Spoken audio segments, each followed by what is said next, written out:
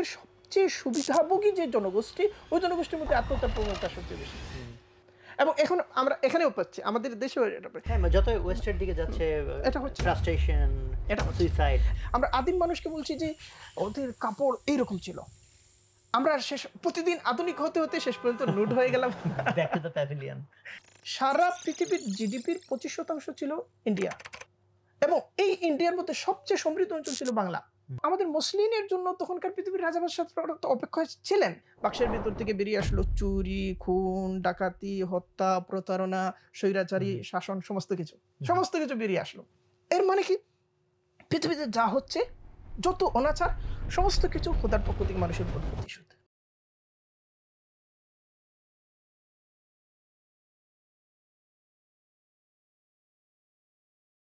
আসসালামু আলাইকুম, সুপ্রিয় দর্শক, সবাইকে স্বাগতম জানাচ্ছি।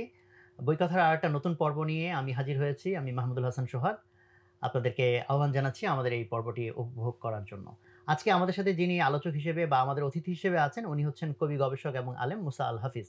ইসলামিক অঙ্গনে উনি সুপরিচিত ব্যক্তি। তারপরও আমি ওনার ব্যাকগ্রাউন্ড সম্পর্কে আপনাদেরকে একটু পরিচিত করতে চাই। ওনার জন্ম সিলেটে এবং উনি 11 বছর বয়সে হাফেজ হন।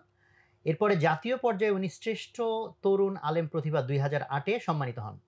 2009 সালে ওনার কর্মজীবন শুরু হয় এবং ঐতিহ্যবাহী বিশ্বনাথ জামিয়া মাদানিয়ায় শিক্ষকতা এবং মাসিক আল ফারুকের উপদেষ্টা সম্পাদকের দায়িত্ব গ্রহণের মধ্যে দিয়ে ওনার কর্মজীবনের শুরু। এবং 2019 সালে ঢাকায় প্রতিষ্ঠা করেন ইসলামী দাওয়া এবং গবেষণা কেন্দ্র মাহাদুল ফিকরি ওয়াদ্দিরাসাতিল ইসলামিয়া। বর্তমানে ইসলামিক হিস্ট্রি অ্যান্ড কালচার যে অলিম্পিয়াড হয়, আমরা অনেকে হয়তো জানি এটা সম্পর্কে, ওটার উনি চেয়ারম্যানের দায়িত্ব পালন করছেন। এবং মুসা আল হাফিজ ওনার প্রধান আগ্রহের বিষয় হচ্ছে ইসলামী জ্ঞানশাস্ত্র এবং সামাজিক বিজ্ঞানের নানা ক্ষেত্র, যেমন ইতিহাস, দর্শন, সংস্কৃতি এবং শিল্প সাহিত্য। এবং ইতিমধ্যে ওনার প্রকাশিত বইয়ের সংখ্যা 50-এর অধিক, এবং ওনাকে নিয়ে এ পর্যন্ত আরও 3টি বই লেখা হয়েছে। যার মধ্যে একটা নাম আমি বলতে চাই, সেটা হচ্ছে যে মুসা আল হাফিজ কবিতার নতুন কণ্ঠস্বর, এর একটা বই যেটা ওনাকে নিয়ে লেখা। আরেকটি যেটি উল্লেখযোগ্য সেটি হচ্ছে মননের কবি বৈদগ্ধ্যের দৃষ্টিতে। সুপ্রিয় দর্শক, অন্যান্য বারের মতো এই ঘোষণাটা এবারও থাকছে যে আমরা এখন যে আলোচনাটা শুনবো, সেই আলোচনাতে আপনারা কি শিখলেন, কি জানলেন, আপনার কি উপলব্ধি হলো, সেটা আপনারা আমাদের কমেন্টে লিখে জানাবেন। এবং সেখান থেকে সেরা অন্তত 3 জনকে, আমরা সেরা কমেন্টকারীকে আমরা উপহার হিসেবে বই পুরস্কার দেবো ইনশাল্লাহ। তো আমরা আর ভূমিকা বড় করব না, আমরা এখন অতিথির সাথে আমরা আমাদের আলোচনার মধ্যে প্রবেশ করবো ইনশাল্লাহ। আসসালামু আলাইকুম রহমতুল্লাহ। ওয়ালাইকুম আসসালাম ওয়া রাহমাতুল্লাহি ওয়া বারাকাতুহু। কেমন আছেন আপনি? আল্লাহ তাআলার রহমতে মাশাআল্লাহ, আলহামদুলিল্লাহ। তো আমরা আপনার বর্ণাঢ্য যে জীবন এবং আপনার কর্ম, সেটা সম্পর্কে জানছিলাম। এবং আজকে আমরা যে বইটা নিয়ে কথা বলতে চাই, আমাদের দর্শকরা অলরেডি জানেন যে আমাদের যিনি অতিথি থাকেন, উনি যে বইটা নিয়ে কথা বলেন, সেই বইটা অ্যাকচুয়ালি অতিথি নিজেই সিলেক্ট করেন, যে বইটা ওনার লাইফে অত্যন্ত বেশি মাত্রায় তাকে প্রভাবিত করেছে, এরকম একটা বই। সেই হিসেবে আপনি একটি বই, যেটি দর্শকরা আজকে ব্যাকগ্রাউন্ডে দেখতে পাচ্ছে, দ্য রোড টু মক্কা, এটা একটা ঐতিহাসিক বইও বলা যেতে পারে। তো সেই বইটি আপনি চয়েস করেছেন। তো আমাদের অবভিয়াস প্রথম প্রশ্নই থাকে হচ্ছে যে এই বইটি কেন, এবং আপনার জীবনে তো পড়া বইয়ের সংখ্যা, আমি এক্স্যাক্টলি সংখ্যা জানি না, বাট আমি আন্দাজ করি এটা তো অনেক বড় একটা সংখ্যা। এত সব বইয়ের ভিড়ে এই একটা বই, এবং আরো উল্লেখযোগ্য যে বইটা সাম্প্রতিক সময় লেখা কোনো বই না। আমি যতদূর জানি 1954 সালে বইটা লেখা। তো এত আগের বই, 1954 আর আজকে 2024, এত আগের একটা বই অনেক সময় তো প্রাসঙ্গিকতা হারায় ফেলে। সেই জায়গায় সেই বইটা কেন আপনি চয়েস করলেন? হ্যাঁ, চমৎকার। এই বইটা আমার কাছে গুরুত্বপূর্ণ হয়ে ওঠার পেছনে একটা কারণ হলো, এমন এক সময়ে বইটা আমার সামনে হাজির হলো যখন আমার মানুষ গঠনের কাল, যখন আমি আমার চিন্তার বীজ রূপিত হচ্ছে আমার মানুষ। আপনার বয়সটা যখন কত, মানে কত আগে পড়া বইটা? যখন আমার বয়স 13 কি 14। ও, এত আগে পড়া। হ্যাঁ, আচ্ছা, ওকে। এবং আমি তখনই কিন্তু এই চিন্তামূলক বইয়ের প্রতি আমার একটা নিবিড় আগ্রহ ছিল, এবং যে সমস্ত বইয়ের মধ্যে কল্পনা এবং বাস্তবতা উভয়টার সমন্বয় ঘটেছে, এর ভেতর দিয়ে চিন্তার একটা জার্নি আছে। এই ধরনের বইয়ের প্রতি আমার একটা ঝোঁক ছিল। প্রত্যেকের একটা প্রবণতা তো থাকে।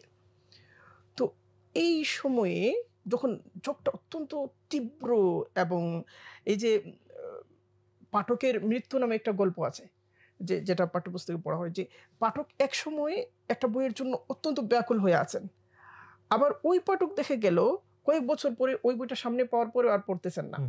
তো ওই যে ব্যাকুলতার যে সময়টা, ওই সময়টা ওই বইটা আমাকে নাড়া দিল এবং আমাকে অভিভূত করলো, এবং ওই বইটা আমার মানুষ লোকে যে সমস্ত বীজ রোপণ করেছিল, এই বীজগুলো নানাভাবে বিবর্তিত হয়েছে, নানাভাবে মানে তার রং বদলেছে, কিন্তু ওই বীজগুলো একটা স্থায়ী প্রভাব রেখে গেছে আমার মধ্যে। আচ্ছা, তো আমরা জানতে চাই যে কি ভাবে, মানে কি ভাবে, কারণ আমি যেটা একটু অবাক হলাম, আমি ভেবেছিলাম হয়তো আপনার বয়স যখন 20-25 এরকম সময় হয়তো বইটা পড়াম, মাত্র 13 বছর বয়স, যখনও আমরা ধরে নিই যে একজন মানুষের ওইরকম অনেক ধরনের আন্ডারস্ট্যান্ডিং ডেভেলপ করে না, এবং আপনি কি ওই সময় পরেও এই বইটা কি আরো কয়েকবার পড়েছেন কিনা? হ্যাঁ, ওই সময়ের পরে আমি বেশ কয়েকবার বইটা পড়েছি, এবং আমার ব্যাপারটা হলো, আমার বয়স যখন 16 অতিক্রম করছে, তখন আমার কাব্যগ্রন্থ প্রকাশিত হচ্ছে ঢাকা থেকে। আমি তখন গ্রামে থাকতাম, এবং সেটা হচ্ছে মুক্তি আনন্দে আমিও হাসবো। তো সেখানে কিন্তু মানে খুব যে কাঁচা কবিতাগুলো ছিল তা না, কিছু কবিতা এখনো উচ্চারিত হয়। এর মানে আমি একটা চিন্তার জার্নির মধ্যে ছিলাম, এবং একটা নন্দনতাত্ত্বিক একটা পটভূমির মধ্যে ছিলাম। ফলে আপনার 13 কে আসলে 13 ধরলে হবে না, 13 কে 31 ধরতে হবে। আচ্ছা, তো এর মধ্যে এই বইটা যে মানে চিন্তার বই হিসেবে আমার কাছে প্রথম হাজির হলো তা কিন্তু না। ওই ধারার আরো অনেক বই আমার কাছে হাজির হচ্ছিল, একের পর এক হাজির হচ্ছিল, মানে আমি বইয়ের কাছে হাজির হচ্ছিলাম, এবং চিন্তাকে গ্রহণ করার জন্য যে গ্রহিষ্ণুতা এবং যে তীব্র পিপাসা, এই পিপাসাটা আমাকে কাতর রাখছিল প্রতিনিয়ত। তো এই বইটা কি করলো, সে একজনের ব্যক্তিগত যাপনের গল্প শোনাচ্ছে। এই যাপনের গল্পটা অত্যন্ত মানে শিহরণময়, এক ধরনের সেখানের মধ্যে অ্যাডভেঞ্চারের ব্যাপার সেখানের মধ্যে আছে। তার জন্ম হয়েছে অস্ট্রিয়াতে জন্ম হওয়ার পরে আবার যে পরিবারে জন্ম হয়েছে, রাব্বি পরিবার, মানে ইহুদি রাব্বি পরিবার, বহু প্রজন্ম ধরে এখান থেকে বড় বড় রাব্বিরা জন্ম নিচ্ছেন। সর্বশেষ রাব্বি ছিলেন উনার দাদা। উনার বাবার মনে হলো যে না, আর ভালো লাগছে না, এখন নতুন কিছু দরকার। উনি হয়ে গেলেন ব্যারিস্টার।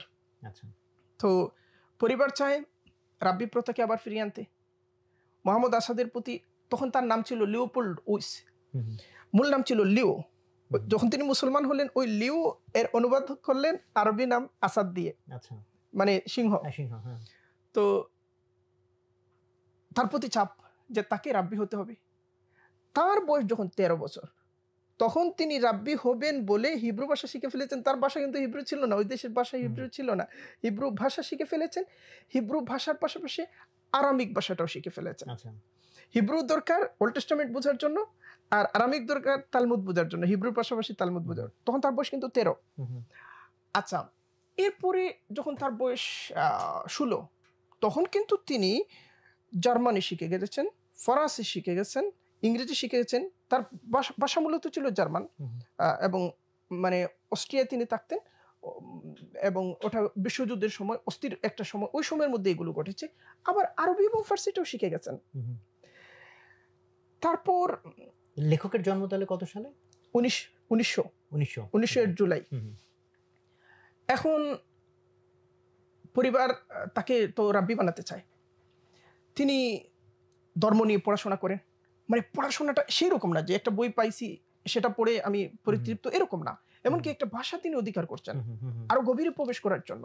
তিনি শুধু তালমুদ পড়ে বসে আছেন তা না, তালমুদে যত ব্যাখ্যা আছে পড়ছেন, মুসা বিন মাইমুন যে ব্যাখ্যা করেছেন পড়ছেন। সমস্ত কিছু পড়ার পরে তার মনে হচ্ছে যে না, আমি ইহুদি ধর্ম পাঠ করে আমি সিদ্ধান্ত নিচ্ছি আমি ইহুদি থাকতে পারি না।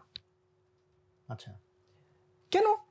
কারণ ইহুদি ধর্ম আমাকে প্রতিনিয়ত বলছে একজন ঈশ্বরের কথা, আমি ঈশ্বরের দিকে যেন যাই।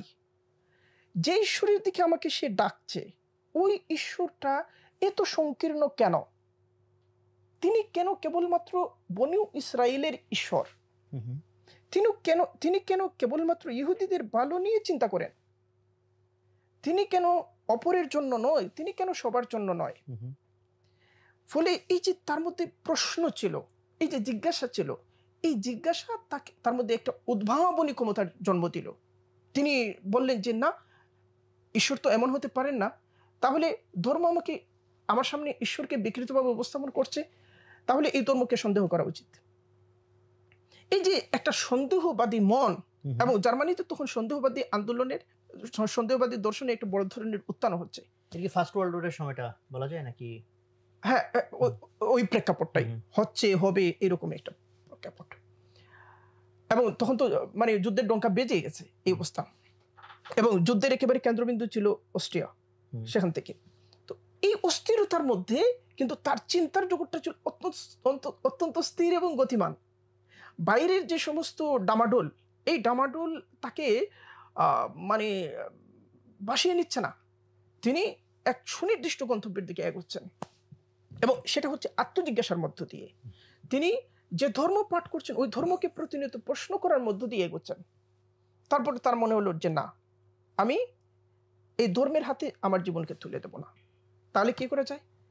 তিনি ভিয়েনায় চলে গেলেন, ভিয়েনা বিশ্ববিদ্যালয়ে ভর্তি হলেন। সেখানে তার বিষয় কি? শিল্প এবং দর্শন। এখন তখন কিন্তু ভিয়েনা বামপন্থী আন্দোলনের একটা বিশাল তীব্র সেখানের মধ্যে একটা জোয়ার চলছে, একটা কেন্দ্র হয়ে উঠেছে। এবং মেকিয়াভেলির যে দর্শন এবং ফ্রয়েডীয় যে দর্শন, এই দুই দর্শনের একটা বড় তীর্থস্থান ভিয়েনা।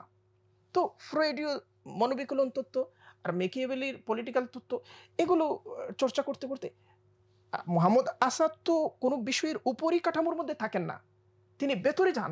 ভেতরে যখন যাচ্ছেন তখন প্রতিনিয়ত অন্তঃসারশূন্যতার সম্মুখীন হচ্ছেন। এখন তার মনে হলো যে না, বিশ্ববিদ্যালয়ে পড়বো না, ছেড়ে দিলেন বিশ্ববিদ্যালয়। এটা কত বড় ব্যাপার যে ওই পরিবেশে একজন তরুণ, সে ইতিমধ্যে 2 বার সে স্রোত পরিবর্তন করেছে। 2 বার। প্রথমত পরিবারের বিরুদ্ধে অবস্থান নিয়েছে, এবং বিশ্ববিদ্যালয়ে আসবে এটাই স্বাভাবিক। এখানে ক্যারিয়ারে একটা ব্যাপার আছে, পুরো জীবনে একটা ব্যাপার আছে।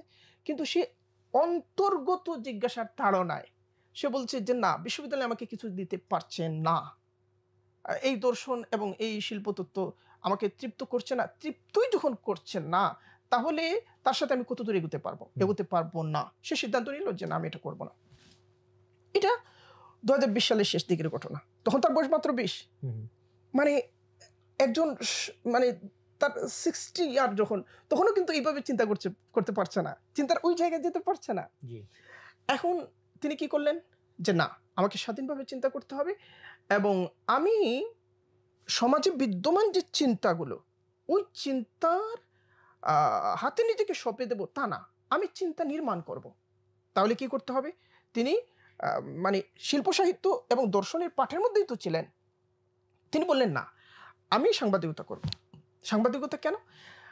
মানুষের সাথে মিথস্ক্রিয়ার একটা ব্যাপার আছে, এবং এখানে মানুষের জিজ্ঞাসাকে নতুন করে প্রশ্নের সম্মুখীন, নতুন করে আন্দোলিত করা, এবং মানুষের মধ্যে বিদ্যমান যে চিন্তা এবং বিদ্যমান যে ব্যবস্থা, এই ব্যবস্থাকে ব্যবচ্ছেদ করার একটা সুবিধা এখানের মধ্যে আছে, সুযোগ একটা আছে, এবং সেখানে স্বাধীনতা আছে। আমি ওই স্বাধীনতাটাকে কাজে লাগাবো, এবং সমাজের মতের প্রতিফলনের চেয়ে বরং নতুন করে মতামত নির্মাণের কাজ করব। কিন্তু তিনি জানেন না তার আদর্শের কেন্দ্রবিন্দুটা কি হবে। তিনি এখন পর্যন্ত কোনো আদর্শ খুঁজে পাচ্ছেন না। ইহুদি ধর্মের বিরুদ্ধে বিদ্রোহ করেছেন, মেকিয়াভেলিজমের বিরুদ্ধে বিদ্রোহ করেছেন, ফ্রয়েডিজমের বিরুদ্ধে বিদ্রোহ করেছেন, এবং বিশ্ববিদ্যালয় ভিত্তিক যে ব্যবস্থা, এই ব্যবস্থার প্রতি অনাস্থা ঘোষণা করেছেন। এবং ভিয়েনা তাকে যে সাংস্কৃতিক, ভিয়েনা তখন কিন্তু সাংস্কৃতিক একটা গরিমা, যে জার্মানদের যে শ্রেষ্ঠত্ব, এই শ্রেষ্ঠত্বের একটা অহমিকার একটা বড় প্রতীক হয়ে উঠেছে ভিয়েনা, এবং এই গরিমাকে তিনি পদাঘাত করেছেন, ছেড়ে দিয়েছেন সমস্ত কিছু। আচ্ছা, এখন তিনি কি করবেন? বিভিন্ন প্রকাশনীর কাছে যান, না কেউ জায়গা দেয় না। কেন জায়গা দেবে? পত্রিকার কাছে যান, কেউ জায়গা দেয় না। তিনি চলে গেলেন প্রাগে, ভিয়েনা থেকে চলে গেলেন প্রাগে। তো এই বয়সী একটা ছেলে, মানে বিপদগামী হওয়ার সমস্ত সুযোগ তার সামনে উন্মুক্ত। মা বাবা অত্যন্ত পেরেশান, কি করা যায়? বাবা তাকে একটা চিঠি লিখেছেন, যে চিঠি কিছু টাকা পাঠালেন এবং একটা চিঠি লিখলেন, আমি দেখতে পাচ্ছি তুমি পথের দ্বারে কোথাও মরা অবস্থায় পড়ে আছো, তোমার দিকে কেউ ফিরে তাকাচ্ছে না। আসাদ লিওপোল্ড তখন বিপরীত চিঠি লিখলেন, আমি দেখতে পাচ্ছি আমি মহিমার উচ্ছ্বাসনে অধিষ্ঠিত আছি এবং আমার দিকে সবাই তাকাচ্ছে, আত্মবিশ্বাস কোন জায়গায়, হুম, কোন পর্যায়ে। তখনও কিন্তু তিনি এমন অবস্থায় যে কোনো পেশা নাই, তো হুম, হুম, ক্ষুধার্ত অবস্থায় দিন রাত্রি পার করছেন এবং কেউ কোথাও তার নিশ্চয়তা নেই, কিন্তু আত্মবিশ্বাস এত দৃঢ়। অবশেষে 21-এ তিনি একটা চাকরি পেলেন, ছোট্ট একটা পত্রিকায় চাকরি পেলেন, মিশনারিদের পরিচালিত পত্রিকা ছিল। তো ওখানে আবার চাকরিটা হলো মানে টেলিফোনগুলো রিসিভ করার চাকরি। আচ্ছা, বিভিন্ন জায়গা থেকে সংবাদকর্মীরা যে সংবাদগুলো পায়, ওই সেটাকে সংবাদগুলো receive করেন, টেলিফোনের মাধ্যমে তাকে জানাবে এবং তিনি সেটা লিখবেন। লিখবেন, ব্যাস। এটা এখানে কোনো রোল প্লে করার জায়গা নেই। হুম, এবং তিনি এর প্রতি অত্যন্ত অত্যন্ত অসন্তুষ্ট ছিলেন।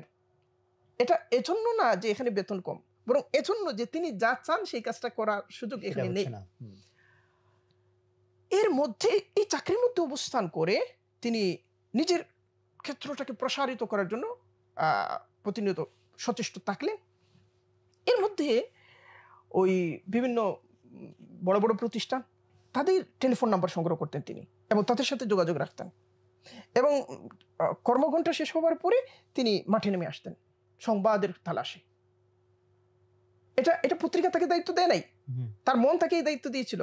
সংবাদের তালাশে মাঠে নেমে আসলেন এবং তিনি বড় বড় জায়গাগুলোতে তার দৃষ্টি থাকতো যে কোথায় কোন জিনিসটাকে প্রশ্ন করা যায়, কোন জিনিসটার সংবাদ মূল্য আছে, সেটাকে কিভাবে তুলে ধরা যায়। এর মধ্যে তার কাছে একটা খবর আসলো, সেখানে বড় একটা প্রধান একটা হোটেল, সেখানে রাশিয়া তখন দুর্ভিক্ষ চলছে। এই দুর্ভিক্ষ মানে কবলিত মানুষের সাহায্যের জন্য ফান্ড কালেকশন করবেন বলে ম্যাক্সিম গোর্কি ওই হোটেলে অবস্থান করছেন। আচ্ছা, ভিয়েনার কোনো পত্রিকা এটা জানে না, কোনো পত্রিকা এটা জানে না। তিনি কি করলেন, তিনি ম্যাক্সিম গোর্কির সাথে সাক্ষাৎ করলেন এবং দুর্দান্ত কিছু প্রশ্ন হাজির করলেন। এবং সেখানে এই যে বলশেবিক বিপ্লব এবং যুদ্ধ পরিস্থিতি এবং ইউরোপের সাথে পুঁজিবাদের সাথে তাদের দ্বন্দ্ব, সেখানে ম্যাক্সিম গোর্কির অবস্থান, সমস্ত কিছু একদম বিস্ফোরক একটা ব্যাপার ঘটে গেল। সেটা তার পত্রিকাকে তিনি দিলেন না, ওই পত্রিকার সহযোগী আরো বিভিন্ন পত্রিকা ছিল সেগুলোকে দিলেন। এগুলো প্রত্যেকে হেড নিউজ করলো এবং গোটা জার্মানি, অস্ট্রেলিয়াতে একটা চতুর্দিকে একটা হইচই পড়ে গেল যে প্রধান পত্রিকাগুলো জানে না কিন্তু ম্যাক্সিম গোর্কি এখানে আছেন। তারপর কি হলো, তার প্রতি বড় কাগজগুলোর নজর পড়লো এবং একটা কাগজের নাম হলো ফ্রাঙ্কফুর্টার সাইটুং। তারা তাকে নিয়ে নিল। এখন তিনি নিজের কদরকে প্রতিষ্ঠিত করলেন। হ্যাঁ, হ্যাঁ, এটা 1922 সালের ঘটনা, মাত্র 1 বছরের মধ্যে এই ঘটনাগুলো ঘটে গেল। ফ্রাঙ্কফুর্টার সাইটুং দেখলো যে ও তো 22 বছর বয়স, কিন্তু ও তো শিক্ষানবিশ নয়, হুম, ও তো বিশেষজ্ঞ। এবং সে ইহুদি ধর্ম এবং খ্রিস্ট ধর্ম, ইসলাম ধর্ম সমস্ত কিছুর উপর তার একটা অন্তর্দৃষ্টি আছে এবং মিডল ইস্টকে সে এত নিবিড়ভাবে জানে, তাকে মিডল ইস্টের প্রতিনিধি বানানো যায়। আচ্ছা, ফ্রাঙ্কফুর্ট সাইটুং তাকে জেরুজালেমে পাঠালো, জেরুজালেমে মধ্যপ্রাচ্যের প্রতিনিধি বানিয়ে। আচ্ছা, সেখানে তিনি কি করবেন, তিনি ঘটনা বিবরণ পেশ করবেন তা না, অন্তর্নিহিত যে বিশ্লেষণ। অন্তর্নিহিত বিশ্লেষণটা তিনি করবেন, অর্থাৎ বিশেষজ্ঞ হিসেবে তাকে পাঠালো। আচ্ছা, তিনি এখানে আসলেন, আসার পরে তখন কিন্তু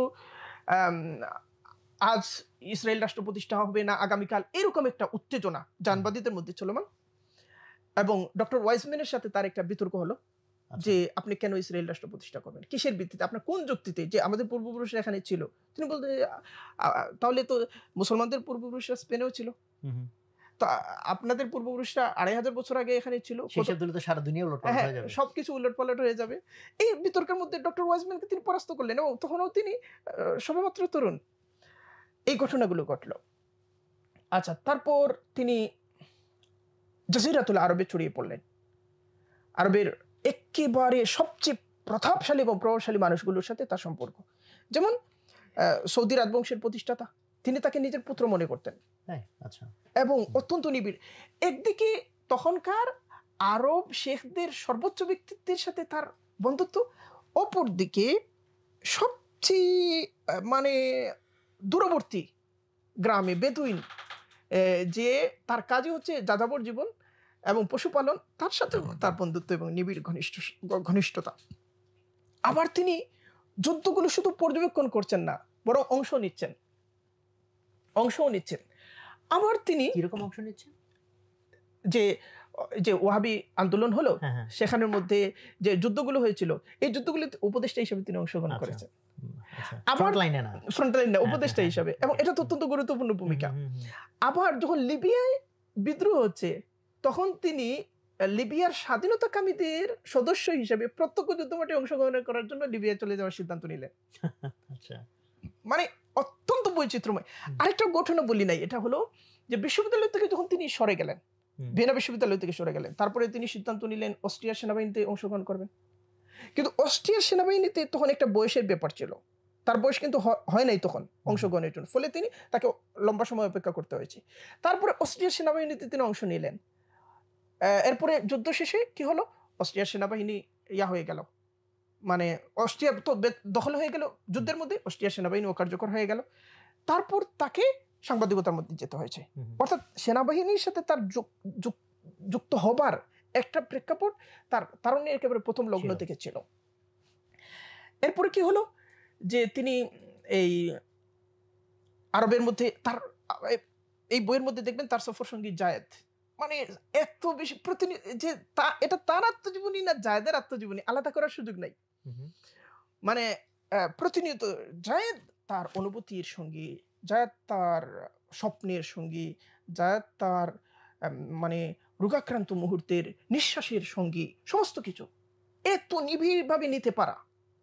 আবার তিনি মানে প্রতিটি পরিবর্তনকে লক্ষ্য করছেন। আবার তিনি কখনো আলে সৌদের প্রশংসা করছেন, আবার তাদের সমালোচনা করছেন এমন ভাষায় যে তারা তাকে বাদ দিতে পারছে না, তারা তাকে সেই আদর, সেই সমাদর এবং সেই অবস্থান অধিষ্ঠান সবকিছু দিচ্ছে। এই যে ব্যাপারগুলো, তো এই ব্যাপারগুলো এমন একজন মানুষকে উপস্থাপন করে যিনি তখনকার একটা বিশ্ব ব্যক্তিত্ব। তখন দুইজন মানুষ ছিলেন, একজন হলেন লরেন্স অফ অ্যারাবিয়া, তিনি তার নামে সিনেমা আছে, এবং তিনি একজন ব্রিটিশ গোয়েন্দা কর্মকর্তা ছিলেন, তিনি একজন পণ্ডিত ছিলেন, স্কলার ছিলেন। তিনি আরবে এসেছিলেন উসমানী খেলাফতের বিরুদ্ধে একটা বিদ্রোহ সংগঠিত করার জন্য এবং আরবিক ন্যাশনালিজমকে সংগঠিত করার জন্য, এবং আরবদের বিরুদ্ধে যে ইউরোপীয়দের যে রূপকল্প, এই রূপকল্পের আদি প্রতিষ্ঠাতা হিসেবে লরেন্স অফ অ্যারাবিয়াকে তারা সবসময় স্বীকৃতি দিয়ে আসছে এবং শ্রদ্ধা জ্ঞাপন করে আসছে। তখন ইউরোপীয় গবেষকরা বলছিল যে আরবের মধ্যে আমাদের দুইটা চোখ আছে, একটা হলো লিওপোল্ড অফ অ্যারাবিয়া, আরেকটা হলো লরেন্স অফ অ্যারাবিয়া।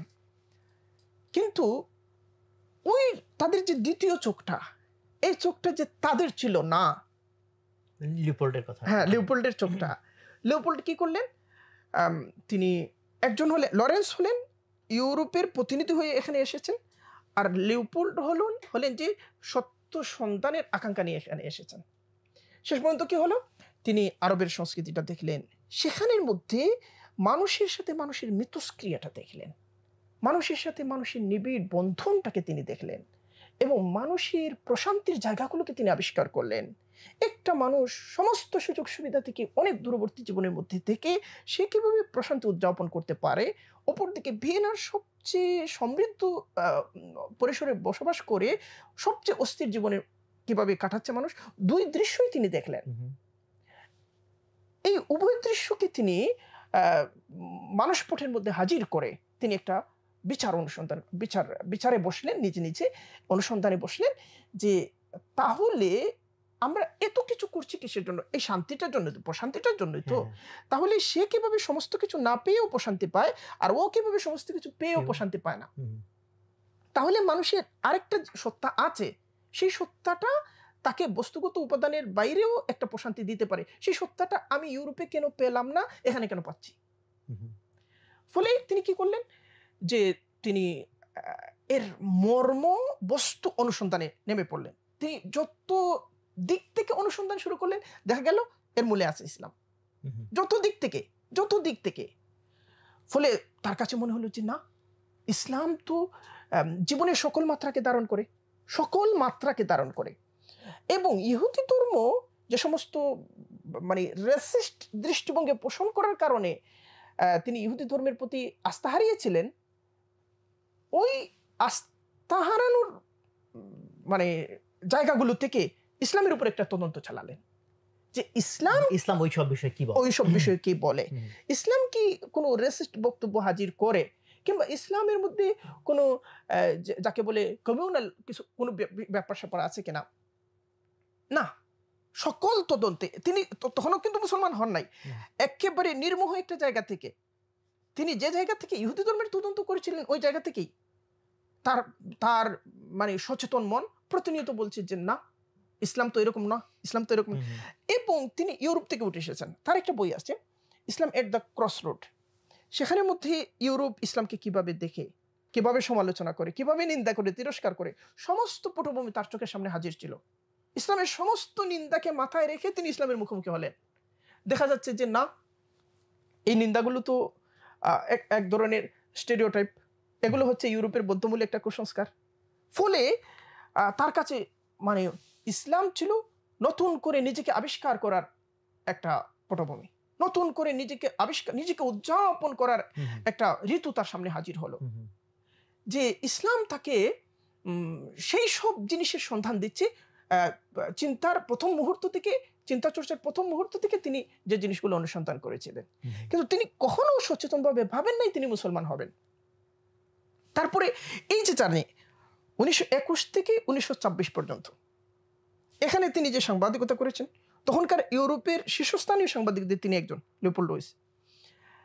আবার তিনি যে রাজনীতি বিশ্লেষণ করেছিলেন, সংস্কৃতির বিশ্লেষণ করেছিলেন, তিনি যে আন্তঃসভ্যতার মধ্যে সেতুবন্ধনের যে ম্যাপ তৈরি করেছিলেন, রোড তৈরি করেছিলেন, প্রতিটি প্রেক্ষাপটে তিনি তখন একজন বিশ্ব ব্যক্তিত্ব। এত কিছু করার মধ্য দিয়ে আবার তার দার্শনিক জার্নিটা অত্যন্ত গতিময়, অত্যন্ত প্রখর, অত্যন্ত মানে সাবলীলভাবে এগিয়েছে। আফগানিস্তানে তিনি এসেছেন। আফগানিস্তানে আসার পরে তিনি তখনকার পণ্ডিত, মিশরে তিনি গিয়েছেন, আল আজহারে গিয়েছেন, সকল পণ্ডিতদের ঘরানার যেখানে আছে সেখানে তিনি যেতেন, তাদের সাথে বিনিময়টা করতেন, এটা অত্যন্ত গুরুত্বপূর্ণ। সেখানে বিনিময় করেছেন এবং তিনি মানে তার জিজ্ঞাসা ছিল অত্যন্ত ধারালো। আমরা ওরিয়ানা ফালাচির কথা জানি যে ওরিয়ানা ফালাচি খুব নৃশংস প্রশ্ন করত। মোহাম্মদ আসাদ মানে কয়েকজন ওরিয়ানা ফালাচিকে জোড়া লাগালে মোহাম্মদ আসাদ হবেন আর কি।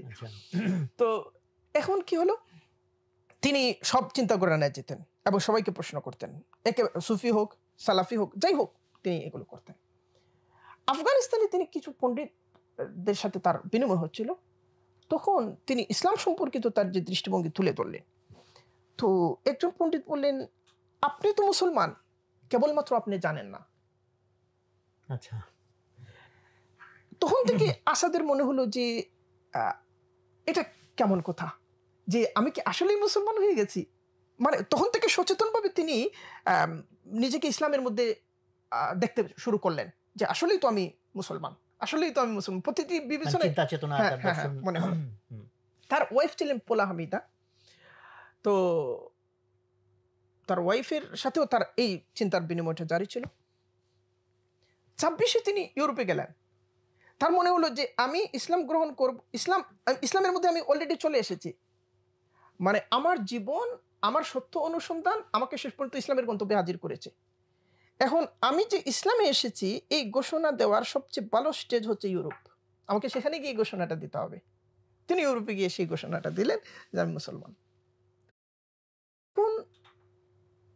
সারা ইউরোপে চাঞ্চল্য শুরু হয়ে গেল। যেমন ধরেন, হঠাৎ করে রবার্ট ফিস্ক বললেন আমি মুসলমান, হঠাৎ করে নোয়াম চমস্কি বললেন আমি মুসলমান, মানে একটা হইচই চতুর্দিকে পড়ে গেল, এরকম ব্যাপার আর কি। এখন চতুর্দিকে জিজ্ঞাসা, চতুর্দিকে অনুসন্ধান, আবার এটা যে মানে তিনি কোনো মানে মুসলিম নারীর প্রেমে পড়ে এটা ঘটলো কিনা, মানে ষড়যন্ত্র তত্ত্ব, এখানে কেউ তার কোনো জাগতিক স্বার্থের ব্যাপার আছে কিনা, নানা রকমের ব্যাপার স্যাপার। আল্লামা ইকবালের সাথে তার দেখা হলো। ইকবাল তাকে বললেন যে আপনি তো দুনিয়া জুড়ে ভ্রমণ করছেন, সকল কাজে আপনি মানে আপনার অংশগ্রহণ হচ্ছে, আপনি জীবনকে উপর থেকে, নিচ থেকে, ভেতর থেকে সকল দিক তুলেই আপনি দেখছেন। খুব ভালো। কিন্তু আমরা একটা রাষ্ট্র তৈরি করতে যাচ্ছি। তখনও কিন্তু পাকিস্তান রাষ্ট্রের অস্তিত্বের মধ্যে আসে নাই। তখন পাকিস্তান রাষ্ট্র ইকবালের চিন্তার মধ্যে জীবিত। আমরা রাষ্ট্র করতে যাচ্ছি, আজ হোক কাল হোক রাষ্ট্রটা হবেই। এই রাষ্ট্রের একটা মানে রূপরেখা, জ্ঞানগত, চিন্তাগত, অবকাঠামোগত সমস্ত কিছু, এই কাজটা আপনি করেন এবং আপনি স্থিত হন, একটা জায়গায় স্থির হন, আপনি পাকিস্তানে থাকেন। তো আল্লামা ইকবালের এটা কি 1930-এর দিকে হবে? 30-এর দিকে, 30-এর দিকে সেটা ঘটলো। তো উনি পাকিস্তানে থাকলেন আল্লামা ইকবালের তত্ত্বাবধানে এবং তিনি কাজ শুরু করে দিলেন। 47-এ পাকিস্তান রাষ্ট্র হওয়ার পরে তাকে বড় দায়িত্ব দেওয়া হলো এবং পূর্ণমন্ত্রীর পদমর্যাদা দিয়ে তাকে জাতিসংঘে প্রতিনিধি হিসেবে পাঠানো হলো। 1992 তার মৃত্যু হয়েছে। 2008-এ জাতিসংঘ তিনি যে কটেজে থাকতেন, এই কটেজের সামনের রুটটাকে তার নামে তারা ঘোষণা করেছে, কারণ তিনি 2 সভ্যতার মধ্যে সেতুবন্ধ স্থাপন করেছেন। জাতিসংঘে অন্যান্য জাতির প্রতিনিধিদের সাথে তার যখন বিনিময় হতো যে একজন লিও তিনি আসাদ হয়েছেন, এটা কেন? তারা মনে করতে পারতো না যে এটা কেন। তারা ভাবতো যে এটা বোধহয় কৌশল, তারা ভাবতো বোধহয় মুসলিমদের সাথে আরো অধিকভাবে মেশার জন্য এটা তিনি করেছেন। পরে যখন দেখলো যে না, অত্যন্ত সচেতনভাবে তিনি করেছেন এবং সমস্ত কিছু পর্যালোচনার মধ্য দিয়ে তিনি এটা করেছেন, তখন তাদের কাছে মনে হলো যে এই লোকটাকে উপেক্ষা করা দরকার। এজন্য উপেক্ষা করা দরকার যে তাকে মোকাবেলা করা যাবে না। যদি মোকাবেলা করা যেত তাহলে তারা বলতো এই লোকটা এই হয়ে গেছে, সেই হয়ে গেছে, কিন্তু কোনো কিছুই বলা যাচ্ছে না। যেহেতু বলা যাচ্ছে না, জ্ঞানগতভাবে, চিন্তাগতভাবে তার ক্ষমতার সামনে আমরা মানে সেইভাবে দাঁড়াতে পারবো না যেভাবে দাঁড়িয়ে তাকে পরাস্ত করা যায়। যেহেতু এটা করা যাচ্ছে না, তাহলে তাকে অদৃশ্য করে দিতে হবে, মার্জিনালাইজ করে দিতে হবে। তারা সেটা করলো এবং আগে মিডিয়ার মধ্যে তার যে সবল প্রবল উপস্থিতি ছিল, এখন দেখা গেল যে এই নামে যেন পৃথিবীতে কেউ নাই। এই জিনিসটা ঘটলো। তো তিনি কি করেছেন, তার জীবনের প্রথম থেকে নিয়ে, তার জীবনের প্রথম মানে তার যে জার্নি, সচেতন জার্নির প্রথম থেকে নিয়ে 34 পর্যন্ত সময়কালটাকে তিনি নিয়ে এসেছেন রোড টু মক্কার মধ্যে। এবং যে ভাষার ক্ষেত্রে আমি বলি, ভাষার 3টা ধরন আছে। হয়তো সেটা হবে মানে একজন পণ্ডিতের ভাষা, সেখানে এর মধ্যে জ্ঞানমূলক ব্যাপারটা প্রাধান্য পাবে। আরেকটা হলো হয়তো সেটা হবে একজন বুদ্ধিজীবীর ভাষা, সেখানের মধ্যে বুদ্ধিবৃত্তিক অ্যাপ্রোচটা থাকবে দৃশ্যমান সবচেয়ে বেশি। অথবা সেটা হবে একজন যাকে বলে আধ্যাত্মিক মরমির ভাষা, যেমন ধরেন রবীন্দ্রনাথের একজন মরমির ভাষা, হ্যাঁ, এক ধরনের মিস্টিক ব্যাপার স্যাপার, রুমির ভাষা বা এরকম। এখন প্রত্যেকটা ভাষার মধ্যে অন্যকে আকর্ষণ করার একটা ক্ষমতা থাকে প্রত্যেকটা ভাষার মধ্যে। ফলে আমরা কেবল যে মিস্টিকদের বই পড়ি তা না, আমরা ইন্টেলেকচুয়ালদের বইও পড়ি, আমরা আবার পণ্ডিতদেরও বই পড়ি। আলাদা আলাদা প্রয়োজনে তাদের সাথে আমাদের যোগাযোগ হয়। কিন্তু একজনের ভাষাটা যদি এমন হয় যে পণ্ডিতের ভাষাও তিনটাই এবং প্রত্যেকটার সারটুকু তিনি এখানের মধ্যে সমবেত করেছেন, তাহলে ওই ব্যাপারটা আপনাকে কিভাবে টানবে। আর ওই সময়টা যদি হয় ওই যে সময়ের কথা আমি বলেছিলাম যে ওই সময় গ্রহিষ্ণুতার জন্য উন্মুখ, সচেতনার সকল দরজা উন্মুখ। ফলে এই বইটা আমার পড়া সেরা বই এটা নয়, আমার সেরা সময়ে এই বইটা আমার সামনে হাজির হয়েছিল এবং ওই সময়ে আমার যে চিত্তের চাঞ্চল্য, এই চিত্তের চাঞ্চল্যকে সে নাড়া দিতে পেরেছিল। জি না, অসাধারণ বলছেন, আমি একদম মন্ত্রমুগ্ধের মতো শুনতেছিলাম। পুরো প্রেক্ষাপটটা এখন দর্শকদের সামনেও হাজির, যে পুরো বইটার প্রেক্ষাপট তাদের সামনে একটা কাইন্ড অফ একটা পিকচার তৈরি হয়ে গেছে। তো আমি এখন এটা আরেকটু ভিতরে যেতে চাই। একটা জিনিস আপনার কথার মধ্যে চলে আসছে যে ইউরোপে যেখানে সমস্ত রকম স্বাচ্ছন্দ্য আছে, মানুষের মধ্যে শান্তি নাই, অশান্তি, আর এখানে কিছুই নাই, তার মধ্যে প্রশান্তি। এই যে তার এই আবিষ্কারটা আরেকটু আমরা ভিতরে যেতে চাই। মানে সেক্ষেত্রে হয়তো এটাও রিলেট করার জায়গা যে প্রশ্নগুলোর উত্তর তাকে জুডাইজম দেয় নাই, হুম। ইহুদি তত্ত্ব দেয় নাই, যেটা সে কোরআনে পেয়েছে। এবং হোয়ারেস তার ব্যাকগ্রাউন্ডটা ছিল ইউরোপিয়ান ব্যাকগ্রাউন্ড, যেখানে ইসলামকে একদম একটা ভিলেন জি, জি। হিসেবে পোর্ট্রে করা। ওই আবিষ্কারগুলোর জায়গা, যে জায়গাগুলো থেকে তার সামনে কাইন্ড অফ একটা করে দরজা খুলে গেল সত্যের। ওই জায়গার আরেকটু ভিতরে যদি আমরা একটু যেতে চাই, যে ঠিক কোন উপলব্ধিগুলো? এখানে ইউরোপের যে বিষয়টা, আহ, তারা সব সময় আধ্যাত্মিক সত্তার প্রতি জুলুম করেছে, হুম, হুম। নিজেদের আত্মিক সত্তার প্রতি জুলুম করেছে। মানে খুবই ম্যাটেরিয়ালিস্টিক হ্যাঁ, তাদের হ্যাঁ, ইয়া। এবং এটা সকল কালে। হুম, হুম। আমরা যে ইউরোপের ঐতিহাসিক যে কালখণ্ডগুলোর সাথে পরিচিত, তারা কখনো আহ, সৃষ্টি জগতের বাইরে গিয়ে যে স্রষ্টার প্রয়োজনীয়তা, স্রষ্টার উপস্থিতি, স্রষ্টার সক্রিয়তা এবং স্রষ্টার কাজ, এই জিনিসগুলোকে সত্য স্বরূপে কখনো আবিষ্কার করতে পারে নাই। আচ্ছা, ফলে উম, আমি আমার আত্মাকে কি দিয়ে ব্যাখ্যা করব? আমি তো বস্তুবাদী হই। জি, নো ওয়ে। আমি আমার আত্মার দাবিগুলোকে কিভাবে জীবনের মধ্যে অ্যাপ্লাই করব? ফলে আপনি দেখবেন রাসেল কি বলছেন? রাসেল বলছেন যে আত্মা হচ্ছে একটা কল্পনা। আবার কান্ট কি বলছেন? কান্ট আত্মাকে মানে উপেক্ষা করছেন। আত্মাকে আ মানুষের মানে দৈহিক যে উপাদানগুলোর একটা মিশ্র অনুভূতি বলছেন। এর মানে হচ্ছে ইউরোপীয় দর্শনের গোটা ব্যাপারটা হচ্ছে যে আত্মাকে আবিষ্কার করতে না পারার ফলশ্রুতিতে তাদের মধ্যে যে জ্ঞানগত যে চাঞ্চল্য এবং অস্থিরতা, এই অস্থিরতাকে প্রশমনের জন্য নানা ধরনের যুক্তি বিনির্মাণের চেষ্টা। হুম, হুম। ফলে তাদের আত্মাটা যুক্তিতে পাওয়া যায়, সারবস্তুর মধ্যে পাওয়া যায় না। হুম, হুম। তাদের আত্মাটা দার্শনিকদের চিন্তা শৃঙ্খলার মধ্যে হাজির হয়, সে জীবন্ত সত্তা হয়ে হাজির হয় না। রাইট। এমত অবস্থায় এটাকে একটা ভ্যাকুয়ামই বলা যায়, তাই না? হ্যাঁ, এরকম ব্যাপারটা হয়েছে। তাহলে এখানে এখানে কে সমাধান দিতে পারতো? রিলিজিয়ন পারতো। হুম, হুম। কিন্তু ইউরোপের যে রিলিজন, দেখেন খ্রিস্ট ধর্ম ইউরোপে গেল, খ্রিস্ট ধর্ম তো ইউরোপের ধর্ম না। এটা ফিলিস্তিন এবং সিরিয়া থেকে সম্প্রসারিত, মিশরে গিয়েছে এবং সেটা ইউরোপে গিয়েছে তাও বিশেষ একটা প্রেক্ষাপটে, এবং সেটাকে তারা নিজেদের মতো করে সাজিয়ে নিয়েছে। এখানে তাদের যে খোদা সম্পর্কিত দৃষ্টিভঙ্গি, এই দৃষ্টিভঙ্গি কিন্তু খ্রিস্ট ধর্ম নির্মাণ করে দেয় নাই, এটা নির্মাণ করে দিয়েছে গ্রিক মিথোলজি। আপনি যদি হোমারের মহাকাব্য দেখেন, যে ইলিয়াড এবং ওডিসি, সেখানে তিনি বিভিন্ন মানে পৌরাণিক বিভিন্ন দেবতার কথা বলেছেন। এখানে যে পৌরাণিক দেবতা, ওই দেবতাগুলো তাদের খোদার সবচেয়ে আসল চিত্রকল্প। এখানে দেখা যায় যে খোদার সাথে তাদের সম্পর্ক, মানুষের সম্পর্ক হলো শত্রুতামূলক।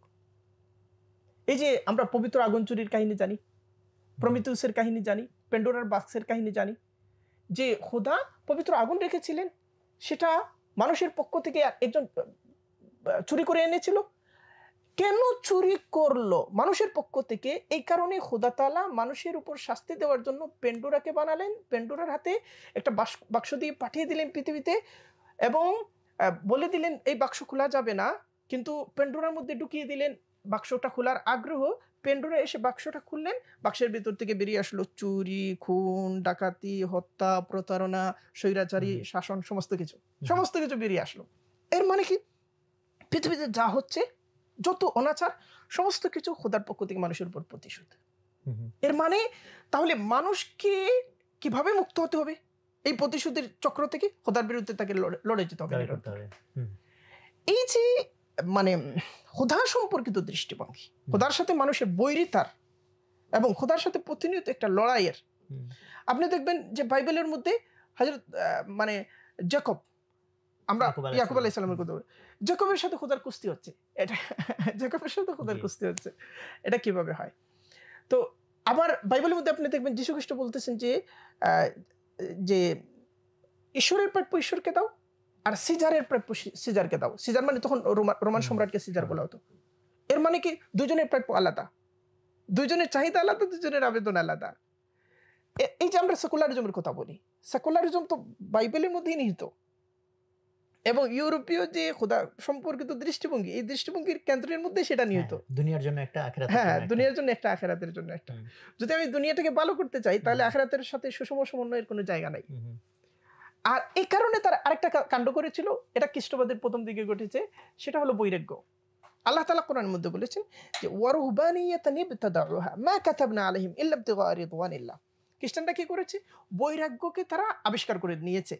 আল্লাহ বলেন যে মা কাতাবনা আলাইহিম, মানে এর অর্থ হলো মা ফারাজনা আলাইহিম, আমি তাদের উপর এটা বাধ্যতামূলক করি নাই, এটা তাদের উপর আমার কোনো নির্দেশ ছিল না যে তারা সমাজ সংস্কার, সমাজ, পরিবার সব ত্যাগ করে ফেলবে, স্বাভাবিক জীবন ত্যাগ করে ফেলবে, এটা আমি নির্দেশ দেই নাই। আমার কেবলমাত্র নির্দেশ ছিল ইবতিগা রিজওয়ানিল্লাহ, আল্লাহ তাআলার সন্তুষ্টি তারা তালাশ করবে স্বাভাবিক জীবনের মধ্যে, তার স্ত্রী পরিজনের মধ্যে, তার ব্যবসা বাণিজ্যের মধ্যে স্বাভাবিক আল্লাহ তাআলার সন্তুষ্টিটা সে তালাশ করবে, অর্থাৎ মন্দ থেকে সে বেঁচে থাকবে, ব্যাস হয়ে যাচ্ছে, এবং ভালোটা সে অবলম্বন করবে। কিন্তু তারা কি করলো যে না, আল্লাহকে পাইতে হলে আমার সমাজের মধ্যে বসবাস করে আবার পাওয়া যায়, এটা তো হতে পারে না। যেহেতু সমাজ এক সত্তা আর আল্লাহ আরেক সত্তা, যেহেতু মানে আমার স্বাভাবিক জীবন এক সত্তা, আল্লাহ আরেক সত্তা, তাহলে পালাও। লেকি সাহেব তার মানে বইগুলোর মধ্যে, এবং গিবন সাহেব তার বইগুলোর মধ্যে এটা স্পষ্ট করে পৃষ্ঠার পর পৃষ্ঠা, মানে এমন সব বিবরণী, এটা গা শিউরে উঠবে যে মানে সে পালিয়ে গিয়ে পাহাড়ের গুহায়, কবরখানায় থাকছে 2 বছর, 3 বছর, 4 বছর, 5 বছর, মা গিয়ে কবরখানার পাশে গিয়ে চিৎকার করছে, বাসা একবার তোর চেহারাটা অন্তত আমাকে দেখা, কিন্তু সে আল্লাহকে খুশি করার জন্য ওই মায়ের দিকে তাকাচ্ছে না। এগুলো তো বিবরণীতে ভরপুর। এবং ইউরোপের জনসংখ্যা যে মধ্যযুগে কম ছিল, এর পেছনে বৈরাগ্যবাদকে দায়ী করা হচ্ছে। তখন বৈরাগ্যবাদ একটা সামাজিক মানে সামাজিক বাস্তবতা, যে আপনি ভালো মানুষ আর আপনার পরিবারের মধ্যে কেউ বৈরাগী হয় নাই, এইরকম একটা ব্যাপার। আবার আরেকটা ঘটনা ঘটলো কি, যে পাদ্রী যারা বিয়ে করবে না, নান যারা বিয়েতে বসবে না, যীশু খ্রিস্ট তো বিয়ে করেন নাই। তো আবার আরেকটা ব্যাপার কি, যীশু খ্রিস্ট বলেছেন যে সুইয়ের ছিদ্র দিয়ে উটের প্রবেশ যেমন অসম্ভব, ধনীদের পক্ষে আল্লাহর রাজ্যে প্রবেশ সেভাবে অসম্ভব।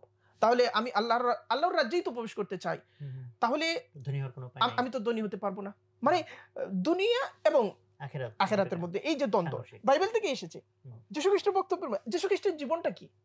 যীশু খ্রিস্টের তো ঘর নেই, বাড়ি নেই, কিছু নাই। তো সেখানের মধ্যে আমরা পাচ্ছি কি, যে যীশু খ্রিস্ট একদিন রাস্তা দিয়ে যাচ্ছেন, তো তার কাছে ছিল পানি পান করতে হবে একটা পেয়ালা, আর কি ছিল রাত্রি তো যাপন করতে হবে একটা বালিশ।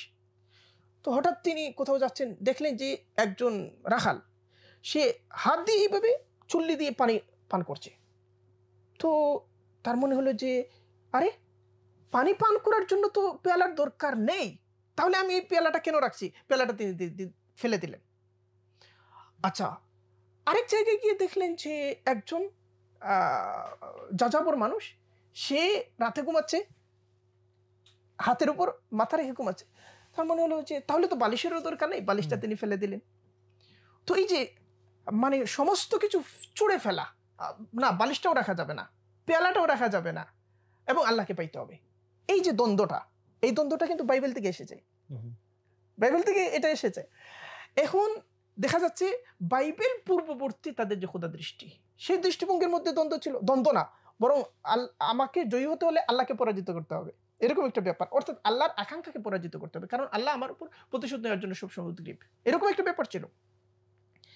ফলশ্রুতিতে এগুলোর সংমিশ্রণে খোদা সম্পর্কিত তাদের কোনো মহৎ বস্তুনিষ্ঠ দৃষ্টিভঙ্গি কখনো ছিল না। এবং আপনার যেমন আমি আমার সত্তার অনেক কিছুকেই আমি আবিষ্কার করতে পারি না, আমি মানে মহাকাশ যান প্রেরণ করতে পারি, কিন্তু আমার সবচেয়ে নিকটবর্তী যে আমার আত্মা, সেই আত্মাটাকে আমি ব্যাখ্যা করতে পারি। এখন পর্যন্ত কোনো দার্শনিক বলতে পারবেন না যে আত্মার ব্যাখ্যা শেষ হয়ে গেছে, সোল কি জিনিস এটা ব্যাখ্যা শেষ হয়ে গেছে, বলতে পারবেন না। কিন্তু এটা তো কেউ স্বীকার করতে পারবে না যে আমাকে পরিচালিত করছে আমার আত্মা। আচ্ছা, আমার মাইন্ড, আমার মন দ্বারাই তো আমাকে কেউ আহত করেনি, কিন্তু আমি অসুস্থ, মনের দ্বারাই তো আমি আহত হয়েছি। আমাদের একটা ছেলে পা কেটে গেছে, সে বলছে আরেকবার আমি নামবো, এই শক্তিটা সে কোত্থেকে পাচ্ছে? মন থেকে পাচ্ছে। এই মাইন্ড জিনিসটাকে ব্যাখ্যা করতে পারছে না। কত ধরনের যে ব্যাখ্যা, কেউ যদি ইউরোপীয় দর্শনের মধ্যে এই ব্যাখ্যাগুলোর মুখোমুখি হয়, তাহলে সমস্ত ব্যাখ্যা তার সামনে হাজির হওয়ার পরে সে পাগল হয়ে যেতে পারে, এরকম একটা অবস্থা। মানে সে সত্যে উপনীত হচ্ছে না, এরকম একটা ব্যাপার। সে কোন দিকে যাবে? সব দিকে যুক্তি তাকে হাতছানি দিয়ে ডাকছে, প্রতিটি দিকে এই যুক্তি সেই যুক্তি, সে আসলে কোথায় যাবে? তো এই যে যুক্তির হাতে সত্যকে সঁপে দেওয়া, যুক্তির তো একটা সীমাবদ্ধতা আছে। এই জায়গায় আমার মধ্যে নিহিত এই সত্তাগুলোর সার সত্য, যেখানে আমি আবিষ্কার করতে পারছি না, কিন্তু প্রতিনিয়ত তার সাথে আমাকে এঙ্গেজমেন্টের মধ্য দিয়ে জীবনযাপন করতে হচ্ছে। ফলে আমি তাকে কিভাবে, আমি তার সাথে কি আচরণ করব, অর্থাৎ আমি আমার সাথে কিভাবে আচরণ করব, আমার কোন সত্তার সাথে আমি কি আচরণ করব, আমার কোদার সাথে কি আচরণ করব, আমার জৈবিক সত্তার সাথে কি আচরণ করব, আমার দৃষ্টির সাথে কি আচরণ করব, এগুলোর, এবং আমার মনের চাহিদার সাথে কি আচরণ করব, কোন চাহিদাকে আমি কতটুকু সুবিধা দেব, কোন চাহিদাকে আমি কতটুকু স্বাধীনতা দেব, তাকে আমি কোথায় গিয়ে বলবো এবার থামো, কোথায় বলবো যে না এই চাহিদা পূরণ করতে হবে, এগুলোর তো একটা মানদণ্ড থাকতে হবে না? এখন এই মানদণ্ডটা কে দিতে পারতো? অবশ্যই তারা বলছেন যুক্তি দেবে। যুক্তি কিভাবে দেবে? যুক্তি তো আমার নির্মাণ। যে আমি জানি না আমার মন কি, যে আমি জানি না আমার আত্মা কি, যে আমি জানি না আমার গতকালকে ভুলে যাই, যে আমি আমার আগামীকাল জানি না, যে আমি আমার বর্তমান সম্পর্কে ভুল সিদ্ধান্ত নিই। ফলে এই পাখের মধ্যে তারা পড়ে গেল। ফলে সুখ জিনিসটা তো দেহের মধ্যে না, সুখ জিনিসটা তো আত্মার মধ্যে, মনের মধ্যে। প্রশান্তি জিনিসটা তো মনের মধ্যে। প্রশান্তি, সুখ ইত্যাদি অনুভূতির যে কেন্দ্রস্থল, এই কেন্দ্রস্থলকে যে চিনল না, সে প্রশান্তিকে কিভাবে উদযাপন করবে? ফলে আমি মনে করি যে ইউরোপীয় দর্শনের যে কাঠামো, যে যুক্তিবাদ, যে তাদের রেনেসাঁ হলো, যুক্তিবাদের জাগরণ হলো, এই যে যুক্তিবাদের মধ্যেই এই সমস্যাটা নিহিত, যুক্তিবাদের মধ্যে, এবং যুক্তিবাদের ভেতর থেকে যা যা বেরিয়ে এসেছে। যেমন ধরেন, মানে অ্যারিস্টটল বলেছেন মানুষ এমন একটা প্রাণী যে যুক্তি দিতে পারে, কিন্তু আসলে এটা ভুল ছিল। মানুষ ছাড়া এমন বহু প্রাণী আছে যে যুক্তি দিতে পারে। আচ্ছা, আপনার ক্ষেতের মধ্যে একটা গরু এসেছে, তো গরুটাকে আপনি প্রথম দিন পিটাইছেন, দ্বিতীয় দিন আসছে আরো পিটাইছেন, তৃতীয় দিন আসছে আবার পিটাইছেন, চতুর্থ দিন সে আসতেছে না। সে নিজেকে এই যুক্তি দিচ্ছে যে ওখানে গেলে পিটা খাইতে হবে, সে যুক্তি দিতে জানে। তাহলে এইভাবে তো মানুষকে সংজ্ঞায়িত করা যায় না। এখন ইউরোপের সমস্যাটা হলো ইউরোপের দার্শনিক চিন্তার মধ্যে নিহিত। এখন যুক্তির হাতে জীবনের লাগাম, যুক্তি আমাদেরকে, এখন শুধু যুক্তি দিয়ে তো হচ্ছে না। তাহলে কি করা যায়? তাহলে আইন, একটা হলো দর্শন, আরেকটা হলো আইন। লটা আসছে কোত্থেকে? তারা বলছে যে মানে রোমান ল হচ্ছে পৃথিবীর সবচেয়ে সেরা ল। রোমান লটা আসলো কোত্থেকে? প্রথা থেকে। প্রথাকে তারা মূল্য দিয়েছে। আর কাকে মূল্য দিয়েছে? নজির সমূহ। আমাদের দেশের আইন সব যে আইনের ক্ষেত্রে নজির দেবে, নজির সমূহকে। তো প্রথা, আমি এই ঢাকা শহরেই পুরান ঢাকার প্রথা, নতুন ঢাকার প্রথা, গুলশানের প্রথা আর যাত্রাবাড়ির প্রথা কিভাবে মেলাবো? কিভাবে, কোন প্রথাকে আমি আইনের মূল্য দেব?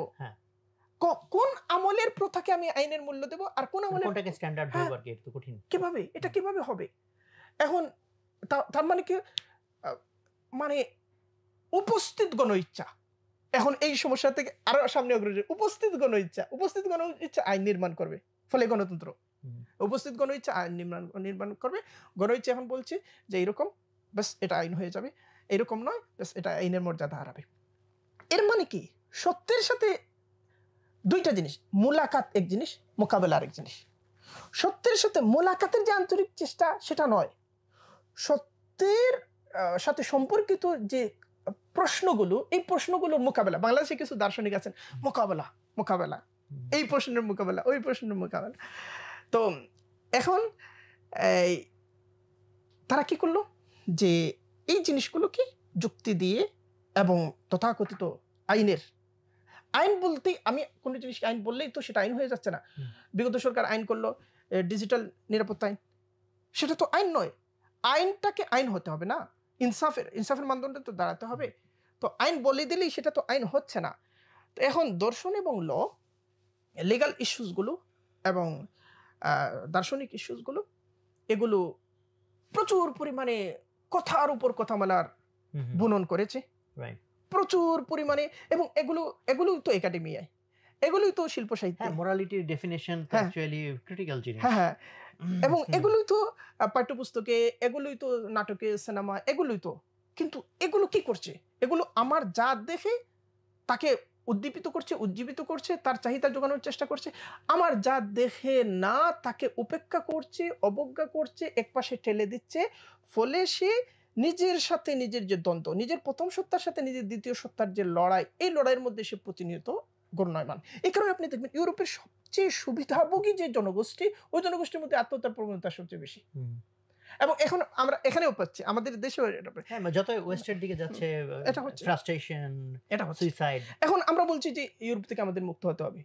ইউরোপ থেকে আমাদের মুক্ত হতে হবে। এগুলো কথার কথা। ধরেন ঢাকা বিশ্ববিদ্যালয়ের একজন অধ্যাপক তিনি বললেন ইউরোপ থেকে মুক্ত হতে হবে। এর মানে কি? তাদের যে ঔপনিবেশিক উত্তরাধিকারগুলো, সে কয়েকটা ইস্যু আনবেন যে এটা। নো, এইভাবে নয়। তাদের কালচার থেকে তো আপনি মুক্ত না হন। কালচার থেকে মুক্ত হওয়ার অর্থ কি সমস্ত কিছু? অনেকের মধ্যে এই সমস্যা আছে।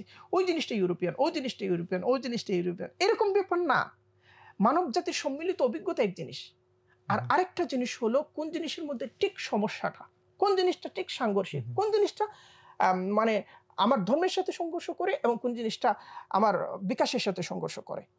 তো এখানে ওই মোহাম্মদ আসাদ বা লিও, তো উনি যখন এই সংঘাতের মধ্যে দিয়ে যাচ্ছেন, আমরা সংঘাতের জায়গাটা অনেকটুকু আপনার কথা থেকে অনেক মানে স্পষ্ট হলাম। আর ইসলামের মধ্যে সে যে সমাধানটা খুঁজে পেল, ওই জায়গাটা অ্যাকচুয়ালি যদি একটু তিনি করেন। দাজ্জালের বিষয়টা পড়লেন। তার বইয়ের মধ্যে একটা অধ্যায় আছে দাজ্জাল, অসাধারণ একটা অধ্যায়। তো তার মানে দাজ্জাল দর্শন বিকশিত হলো এইভাবে যে তিনি যখন এটা পড়ছিলেন তখন ইউরোপকে মানে এক চোখ দিয়ে ওটা পড়ছিলেন, আরেক চোখ ছিল ইউরোপের দিকে, ওখানকার জীবনের দিকে। তো তিনি পড়লেন দাজ্জাল এক চোখ, দাজ্জালের একটা চোখ কানা।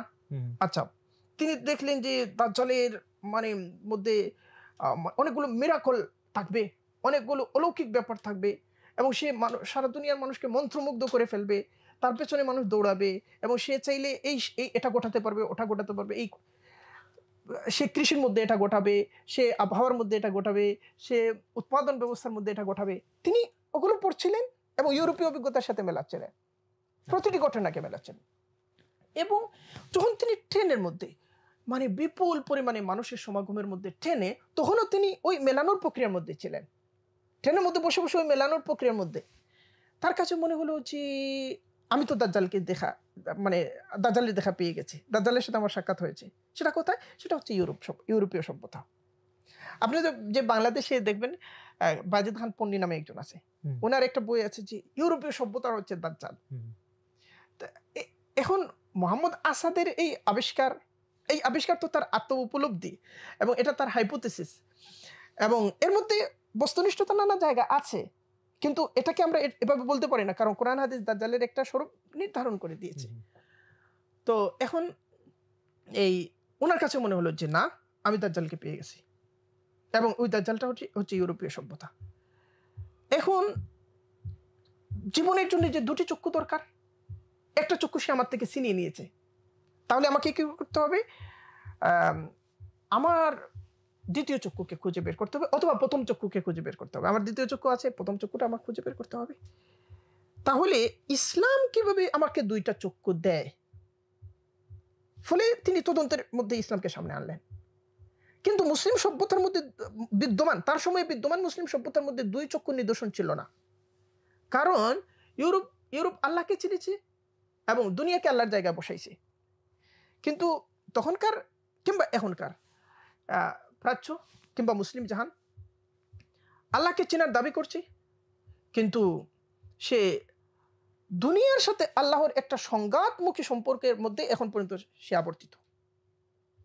সে আল্লাহ সুবহানাহু ওয়া তাআলার সৃষ্টি জগৎ কিভাবে আল্লাহ সুবহানাহু ওয়া তাআলার সিফাতের প্রতিনিধিত্ব করে, পানিটা, আগুনটা, মাটিটা, হাওয়াটা, মানব সত্তাটা, পশু পাখি, উদ্ভিদ, সমস্ত কিছু কিভাবে আল্লাহ সুবহানাহু ওয়া তাআলার ফিতরাতের সাথে সম্পর্কিত, এবং এগুলোকে বিচ্ছিন্ন করার মধ্য দিয়ে আল্লাহ সুবহানাহু ওয়া তাআলার রুবুবিয়ত, আল্লাহ সুবহানাহু ওয়া তাআলার প্রতিনিয়ত প্রতিপালনের যে চলমানতা, এই চলমানতা থেকে কিভাবে তারা বিচ্ছিন্ন হয়, এই জিনিসটা আমাদের শিক্ষা ব্যবস্থার মধ্যে অনুপস্থিত। ফলে আমরা প্রকৃতিকে বিজ্ঞান কি, প্রাকৃতিক বিজ্ঞান কি, তো প্রকৃতি অনুসন্ধানের মধ্য দিয়ে তো বিকশিত হয়েছে। এখন ফলে সে প্রকৃতি বিজ্ঞানের সাথে মোলাকাত করতে, মুসলিম দুনিয়া এখন পর্যন্ত প্রকৃতি বিজ্ঞানের সাথে মোলাকাত করতে পেরেছে। আপনি কি মনে করেন যে আমাদের সেই মোলাকাতটা হয়েছে সত্যিকার অর্থে? না, বরং আমাদের যে পণ্ডিতরা প্রকৃতি বিজ্ঞানের যে ভূমিকাগুলো রেখেছেন সেগুলো তো অক্সফোর্ড, কেমব্রিজ কিংবা এই সমস্ত বিশ্ববিদ্যালয়ে যাত, ওই দর্শনটার একটা এক্সটেনশন। হ্যাঁ হ্যাঁ, কিন্তু আমরা আমাদের দর্শনের বিনির্মাণের মধ্য দিয়ে প্রাকৃতিক বিজ্ঞানের সাথে যে মোলাকাত, সেই মোলাকাতটা করতে পারি না। আচ্ছা, তাহলে আরেকটা বিষয় হলো মানুষ। দুইটা, একটা হলো মানুষ আর একটা হলো মহাবিশ্ব। তো মহাবিশ্বের সাথে আমার মোলাকাত হচ্ছে না, বরং মহাবিশ্বের সাথে আমি প্রতিনিয়ত ধাক্কা খাচ্ছি এবং দেখতে পাচ্ছি যে মহাবিশ্বের সমস্ত কল্যাণকারিতা ইউরোপ জানে, আমি জানি না। ফলে সে পানি থেকে কি আবিষ্কার করতে হবে জানে, সে উদ্ভিদ থেকে কি আবিষ্কার করতে হবে জানে, সে পদার্থ থেকে কি আবিষ্কার করতে হবে জানে, সমস্ত কিছু সে জানে। সে মহাকাশ নিয়ে গবেষণা করছে, মহাশূন্য নিয়ে গবেষণা করছে, সমস্ত কিছু সে জানে, আমি জানি না, এবং সে হীনমন্য।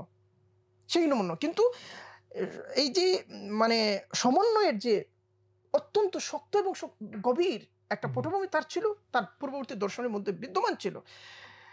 এখানকার শিক্ষার মাধ্যমে, সংস্কৃতির মাধ্যমে এই দর্শন থেকে তাকে আলাদা করা হয়েছে। এটা উভয় পক্ষ করেছে, এটা ইউরোপীয়রা শুধু করেছে তা না, আমরাও করেছি। আমিও করে যাচ্ছি, আমাদের সিস্টেম করে যাচ্ছে। আচ্ছা, তাহলে আরেকটা বিষয় ঘটলো কি, যে মানববিদ্যা, যে আমি সমাজকে অধ্যয়ন করব, মানুষকে অধ্যয়ন করব, মানুষের সাইকোলজিকে অধ্যয়ন করব, ডাক্তারি, এই যে ব্যাপারগুলো, এগুলো তো আবশ্যকীয় জিনিস। দেখা গেল যে এই বিদ্যাগুলোর চর্চা, যে প্রকৃতিকে কে উন্মোচন করেছিলেন? ইবনে রুশদ উন্মোচন করেছিলেন। এবং রজার বেকন বলেছেন যে ইবনে রুশদের কাছে সারা পৃথিবী এজন্য ঋণী যে ইবনে রুশদ আমাদেরকে চিনিয়েছেন প্রকৃতির সাথে আমাদের সম্পর্কটা কেমন হবে। আচ্ছা, আর মানবীয় বিদ্যাগুলো উন্মোচন করেছেন কে? ইবনে খালদুন যে ফাদার অফ সোশ্যাল সায়েন্স, এটা তো সবাই স্বীকার করেছেন। ফাদার পরিবেশ একটা চলে না, ইবনে খালদুনের আগে ওইগুলো ছিল, এবং তিনি অনেকেই কৃতিত্ব দিয়েছেন, যার মধ্যে একজন হচ্ছেন মাসউদি, আরো অনেকেই ছিলেন।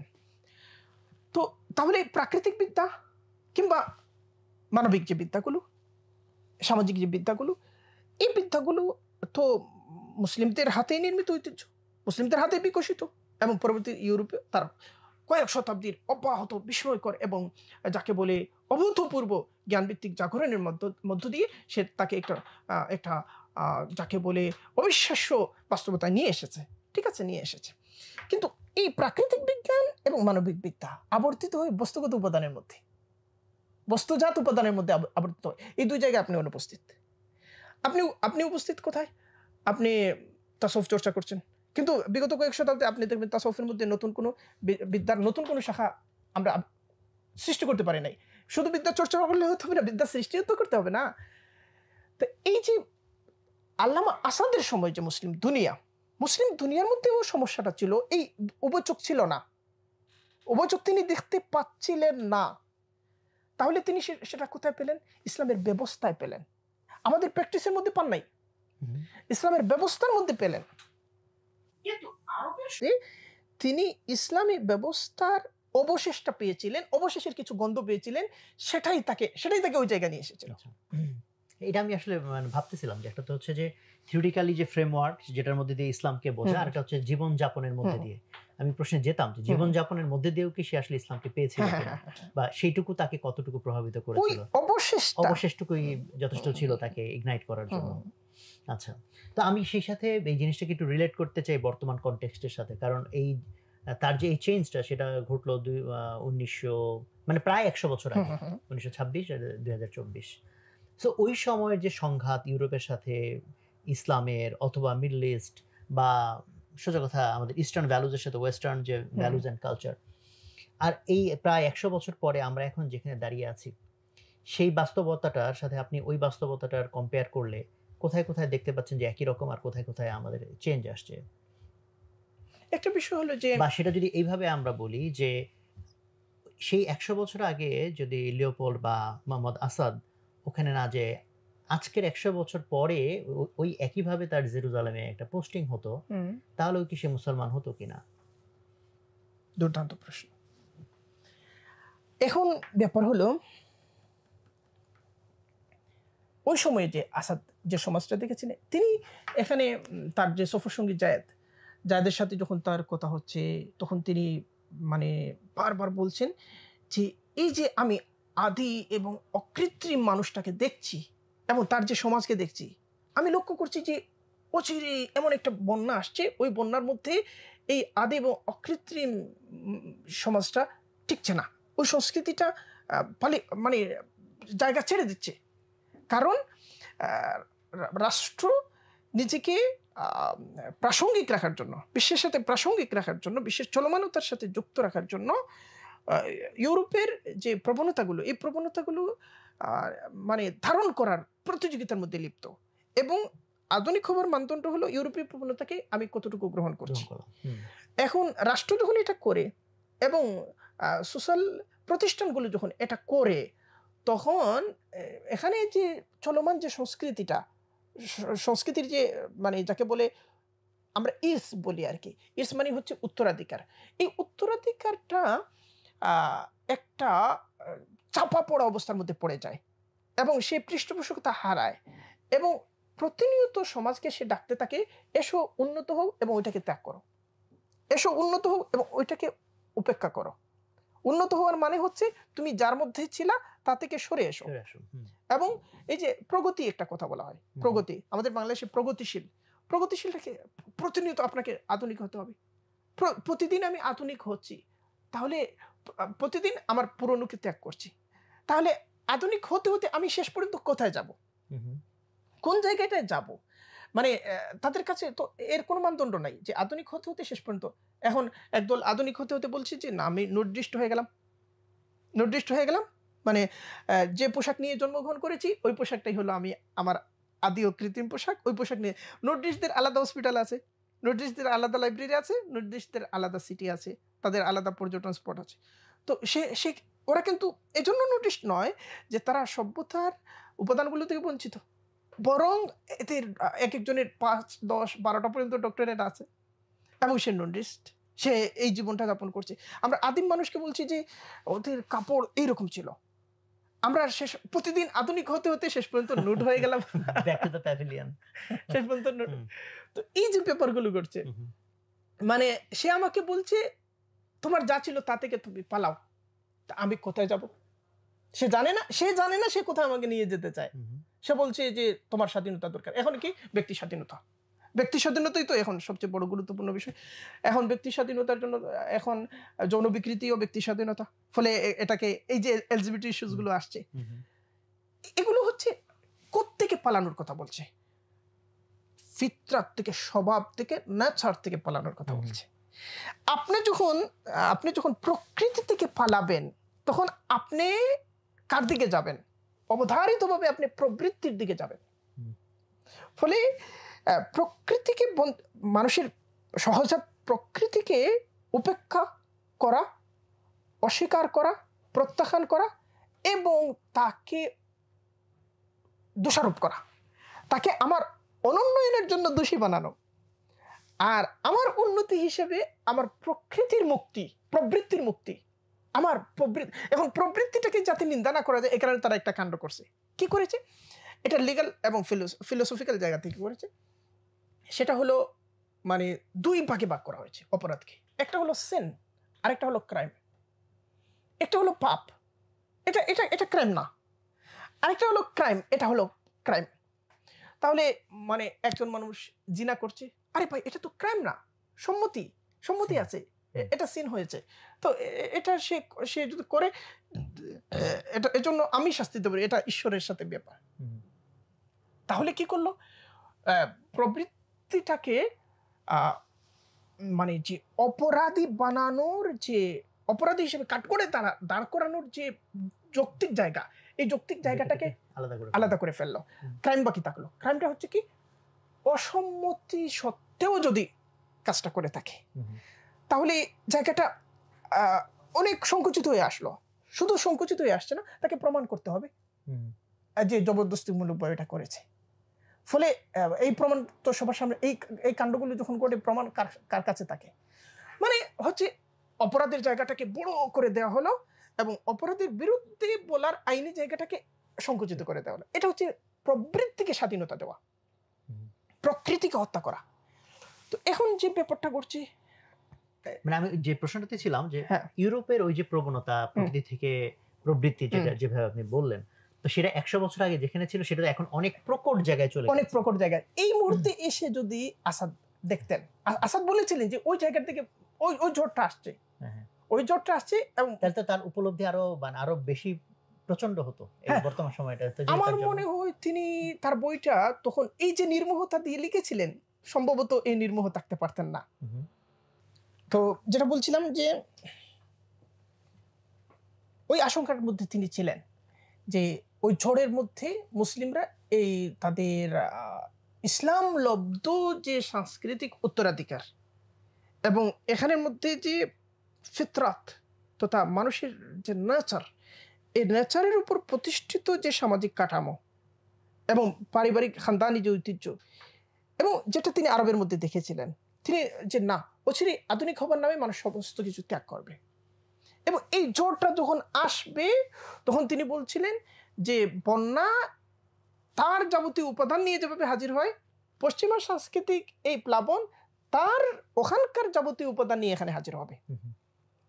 এবং আমরা দেখলাম যে এই সময়ে মোহাম্মদ বিন সালমানের সময়কালে যে পশ্চিমা সভ্যতা তার সমস্ত অসুস্থতা নিয়ে, দেখেন তারা যে সমস্ত উপাদান নিয়ে পরাশক্তি, এই উপাদানগুলো নয়, তাদের যে সমস্ত জ্ঞানগত অর্জন, প্রযুক্তিগত অর্জন, বিজ্ঞান চর্চার অর্জন, মানব সম্পদ উন্নয়নের যে অর্জন, এই জায়গায় নয়, বরং কালচারাল যে সমস্ত ডিজিজ আছে সেগুলো মানে এত তীব্রভাবে, বাধাহীনভাবে, দ্বিধাহীনভাবে, নির্লজ্জভাবে সেখানে প্রবেশ করেছে এবং ওগুলোর সাথে মিলিত হতে পারাটাকে তারা মনে করছেন যে আমরা মুক্ত হচ্ছি, স্বাধীন হচ্ছে এবং অগ্রসর হচ্ছে, এবং এটা নিয়ে তারা গর্ব করছেন না। আপনি বাহরাইনে গেলে, আপনি দুবাইয়ে গেলে মানে স্তব্ধ হয়ে যেত যে এগুলো কি দেখছি, এগুলো কি। আমি বলছি যে এই সময় যদি মোহাম্মদ আসাদ লিখতেন তাহলে ওই যে ভাষার কথা বলেছিলাম যে নির্মোহতা, যেটা আমাকে আকৃষ্ট করেছিল, অধিকার করেছিল, বোধহয় এই নির্মোহতা রাখতে পারতেন না। মানে একদিক থেকে হচ্ছে যে থিওরিটিক্যাল জায়গা থেকে যে ইসলামের যে বয়ান, সে সাথে ইউরোপের যে সংঘাত, তার সংঘাতের জিনিসটা তার সামনে আরো বেশি প্রচন্ড ভাবে উপস্থাপিত হতো, কারণ ইউরোপের ওই সময়ের যে যাত্রা, সেই যাত্রাটা এখন আরো প্রচন্ড এবং প্রকট আকার ধারণ করেছে। তো সেই দিক থেকে থিওরিটিক্যাল ফ্রেমওয়ার্কে ডিফারেন্সটা ওনার কাছে আরো বেশি প্রকট থাকতো, যে কারণে তার কাছে ইসলাম এবং ইউরোপের যে সংঘাত, যে কারণে তার ইসলামকে বেছে নেওয়া, সেটার কারণটা আরো জোরালো হতো। আর অন্য দিক থেকে ইসলামের যাপন করা যে ব্যক্তি গোষ্ঠী যারা অলরেডি ইসলাম ছেড়ে দিয়েছে, সেই দিক থেকে আবার হচ্ছে তার ইসলামের প্রতি আকর্ষণ তৈরি হওয়ার কারণ নেই, বিকজ ইসলামকে শুনি জীবন যাপনে দেখতে পাচ্ছেন না। ওই যে দৃশ্যটা তিনি দেখেছিলেন আরবের গ্রামগুলোতে, ওই দৃশ্যটা তিনি কোথাও পেতেন না। রাইট। তখন শুধুমাত্র থিওরিটিক্যাল আন্ডারস্ট্যান্ডিং থেকে একটা জিনিসের প্রতি আমি আকর্ষণ বোধ করব, সেটা কিন্তু হওয়াটা মনে হয় কঠিন, ডিফিকাল্ট। তো সেখান থেকে আসলে আমাদের জন্য একটা মেসেজ যে আমি থিওরিটিক্যালি কি বিলিভ করি, আর আমার জীবন আচরণে যদি সেটা না থাকে, তাহলে না আমি এটা, না আমি ওইটা, এইরকমই। আচ্ছা, ওকে, ঠিক আছে।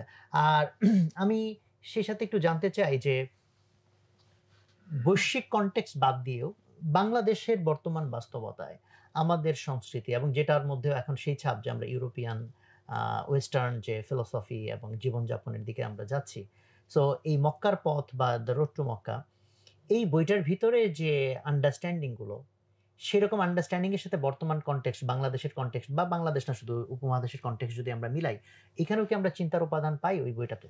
অবশ্যই। এবং সেটা হচ্ছে আমরা আমাদের অতীতকে কিভাবে ফিরিয়ে আনবো, আবার কতটুকু ফিরিয়ে আনবো। যে অনেকে যে না, আমাদের অতীতটাকে একেবারে কাট করে ওই জায়গায় এনে রিপ্লেসমেন্ট করতে হবে, ব্যাপারটা এটা নয়।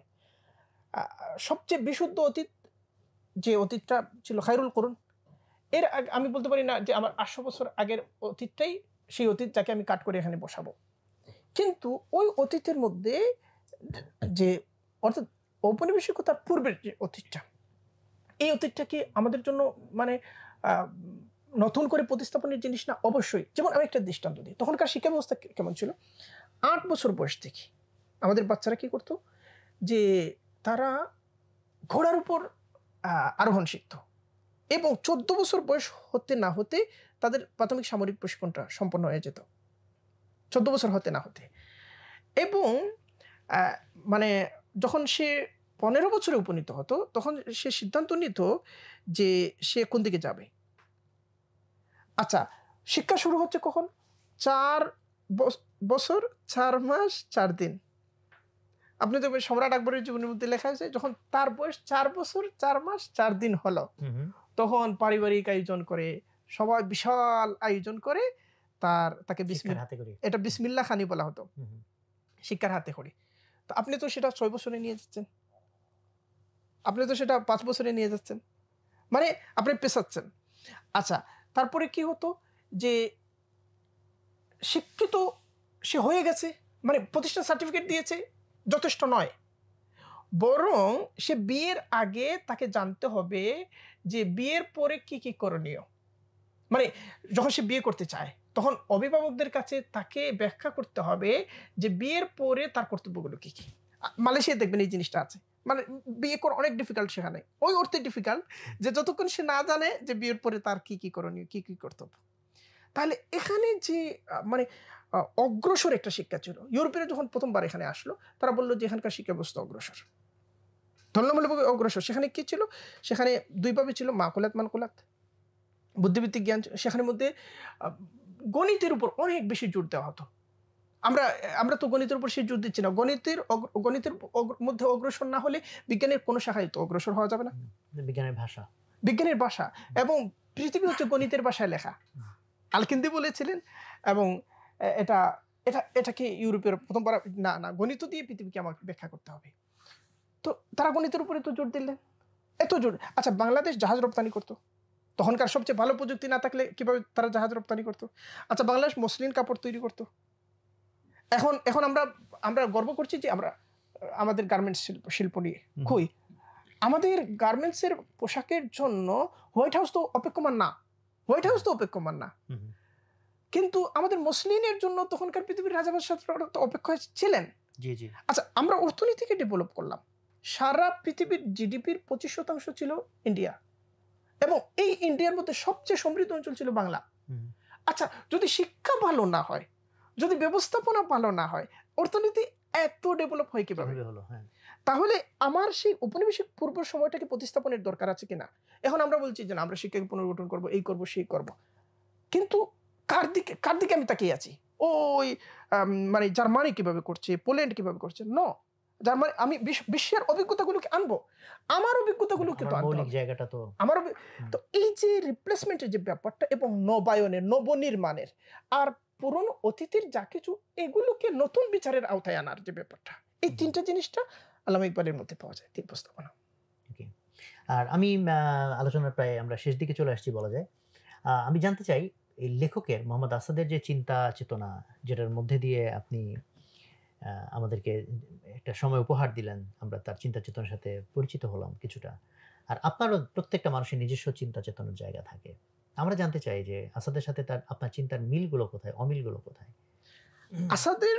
আসাদের চিন্তার সাথে কোনো ব্যাপারে একেবারে পরিপূর্ণ মিল আছে তা না, আবার কোনো ব্যাপারে একেবারে নিরঙ্কুশ অমিল আছে তাও না।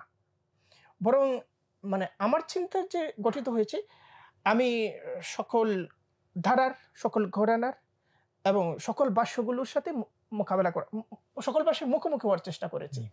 মুখোমুখি হওয়ার মধ্য দিয়ে এই ভাষ্যগুলোকে আমার একটা, যাকে বলে হজম করার যে একটা পট আছে, এই পটের মধ্যে সেগুলোকে আমি রেখেছি এবং আমি হজম করি। এবং এই হজমের যে গোটা প্রক্রিয়াটা, এই প্রক্রিয়াটাকে শাসন করেছে ইসলামী উসুলের প্রিন্সিপাল, ইসলামী উসুল বা প্রিন্সিপালসগুলো, এগুলোর মাধ্যমে। যেমন ধরেন, আমি আল্লামা ইকবালকে, মানে আসাদের কথা বলছি, আল্লামা আসাদকে আমি প্রশংসা করব, 2 ঘন্টা ধরে তার প্রশংসা করব, কিন্তু তার সমালোচনায় আমাকে 2 ঘন্টা দিতে হবে, কারণ তিনি অনেক জায়গায় সমস্যা করেছেন। এই সমস্যার কারণে আমি আল্লামা আসাদকে এক মুহূর্তের জন্য বাদ দেব না। আল্লামা আসাদ আমার জন্য অত্যন্ত জরুরি, এবং 2024-এ জরুরি, হয়তো 2034-এও জরুরি। কিন্তু আমি জানি যে আসাদের সাথে আমাকে কোথায় ভিন্নমত করতে হবে। তিনি জীবিত থাকলে, এই মিটিংয়ে থাকলেও এই ভিন্নমতটা আমি করতাম। এখন তিনি কি করেছেন? তার অসাধারণ একটা কাজ, দ্য মেসেজ অফ কোরআন। সেখানের মধ্যে তিনি, যেমন ধরেন, হযরত ঈসা আলাইহিস সালাম জন্মের পরে কথা বলেছেন। তিনি বলছেন যে না, ব্যাপারটা এরকম নয়। হযরত ইব্রাহিম আলাইহিস সালামকে আগুনে নিক্ষেপ করা হয়েছে। তিনি বলছেন না, এটা প্রত্যক্ষ আগুন ছিল না, এটা ছিল অত্যাচারের, জুলুমের আগুনে নিক্ষেপ করা হয়েছে। অনেক বেশি মেটাফরিক্যালি নিছেন হ্যাঁ, জিনিসটাকে। তিনি বলছেন এগুলো জুলুমের আগুনে নিক্ষেপ করা হয়েছে। অর্থাৎ তিনি যুক্তিবাদের বিপরীতে গিয়েও যুক্তিবাদের মধ্যে ছিলেন। অর্থাৎ যে মুজিজাগুলোকে যুক্তি দিয়ে ব্যাখ্যা ফ্রেমওয়ার্ক করা আসে নাই বলে যাচ্ছে না। অল্টারনেটিভ ব্যাখ্যা দিচ্ছেন। এরকম নানা ব্যাপার আছে, তার নানা ব্যাপার আছে। ফলে তার সাথে আমি ভিন্নমত করবো এই জায়গায়। ওই ভিন্নমত, এই ভিন্নমত এজন্য না যে আল্লামা আসাদকে আমার দরকার নেই, এই ভিন্নমত এজন্য যে তাকে আমার অনেক বেশি দরকার। ফলে আমাকে জানতে হবে যে কোন জায়গাটা ছাড়া আমি তার সাথে একসাথে চলবো, কোন জায়গাটা বাদ দিয়ে তার সাথে আমি চলবো। এইভাবে যেমন ধরেন দাজ্জালের ব্যাপারটা আমি নিচ্ছি না, দাজ্জালের যে ব্যাখ্যাটা তিনি করেছেন আমি নিচ্ছি না। অপরদিকে তিনি যে ইসলামের যাকে বলে রিফরমেশনের মতো একটা ব্যাপার তার মধ্যে আছে। আমরা জানি এটা এটা এটা সীমাবদ্ধতা থাকে। রিফরমেশনের নেতৃত্ব তো জার্মানি থেকেই দেওয়া হয়েছে, মার্টিন লুথার। ইউরোপে রিফরমেশনটা হয়েছে এবং সেখানের মধ্যে খ্রিস্ট ধর্মের রিফরমেশনের দরকার ছিল, ক্যাথলিকবাদের বিরুদ্ধে একটা বিদ্রোহ অবধারিত ছিল। কিন্তু আমরা কি ইসলামের, উনি কখনো ইসলামের রিফরমেশনের কথা বলেন নাই, কিন্তু তার যে বক্তব্যগুলো, ওই বক্তব্যগুলোকে যারা পড়েছে তারা এগুলোকে জোড়া লাগিয়ে একটা রিফরমেশনের দাবি দিকে নিয়ে গেছে। এটা হয়, একজন চিন্তাবিদ যে বীজগুলো রেখে দিলেন, আরেকজনের হাতে ওই বীজগুলো মানে বড় হয়ে সেটা একটা আকার নিয়ে নেয়। তো আর রিফরমেশনের কথা তিনি তার আগেও এই জাতীয় কথাবার্তা উচ্চারিত হচ্ছিল এবং মিশরের মুসলিম পণ্ডিতকুলের মধ্যে অনেকে ছিলেন। ইসলামের সমস্যা না, মুসলিমদের সমস্যা। ব্যাপারটা হলো যে মুসলিমদের যাবতীয় দুর্ভাগ্যের জন্য আমরা কাকে দায়ী করব? ওরিয়েন্টালিস্টরা বলছেন যে ইসলাম দায়ী। ওরিয়েন্টালিস্টরা সবাই যে বলছেন তাও না। তাদের মানে জামালউদ্দিন আফগানি আমরা দেখেছি যে প্যারিস থেকে বলা হচ্ছে যে মুসলিম উম্মাহ দুর্ভাগ্য, এবং 1706, 7, 8, 10 এই সময়টা অত্যন্ত খারাপ সময় ছিল মুসলমানদের জন্য, ভীষণ দুর্ভাগ্য। এই দুর্ভাগ্যের জন্য দায়ী হচ্ছে ইসলাম। তাদেরকে উন্নতি করতে হবে এবং উন্নতিতে তারা এই মাত্রায় আগাবে যে মাত্রায় তারা ইসলাম থেকে দূরে আগাবে। তো ইসলাম হচ্ছে একটা পশ্চাৎপদতার প্রত্নতাত্ত্বিক কাঠামো, এইভাবে দেখানোর চেষ্টা হয়েছিল। কিন্তু তখনও একটা লড়াই হয়েছে যে না, ইসলাম দায়ী নয়। এবং মজার ঘটনাটা বলি, সেটা হলো যে মোহাম্মদ আবদুহুর সাথে খ্রিস্টান পাদ্রীর কথা হচ্ছে। খ্রিস্টান পাদ্রী বললেন যে দেখেন, আপনারা ইসলাম ত্যাগ করছেন না, ইসলামের মধ্যেই আছেন, আপনাদের উন্নতি হচ্ছে না। আর আমরা আমাদের ধর্ম নিয়ে আছি এবং আমাদের উন্নতি হচ্ছে। ফলে উভয়টি তো আপনার দরকার, ধর্ম এবং উন্নতি, সেটা নিদর্শন তো আমাদের মধ্যে। আবদুহুর তো ইতিহাসের ভেতর থেকে উঠে এসেছেন।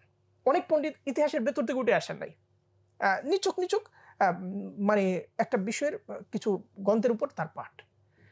তিনি জ্ঞানের সাথে তার যে মানে রিলেশন, এই রিলেশনটা নিরঙ্কুশ রিলেশন হবে না।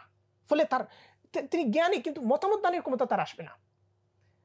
এখন কি হয়েছে যে অর্থাৎ ওই মতামত, যে মতামতগুলো আমরা ওই সামাজিক বিজ্ঞানের অর্থে বলি,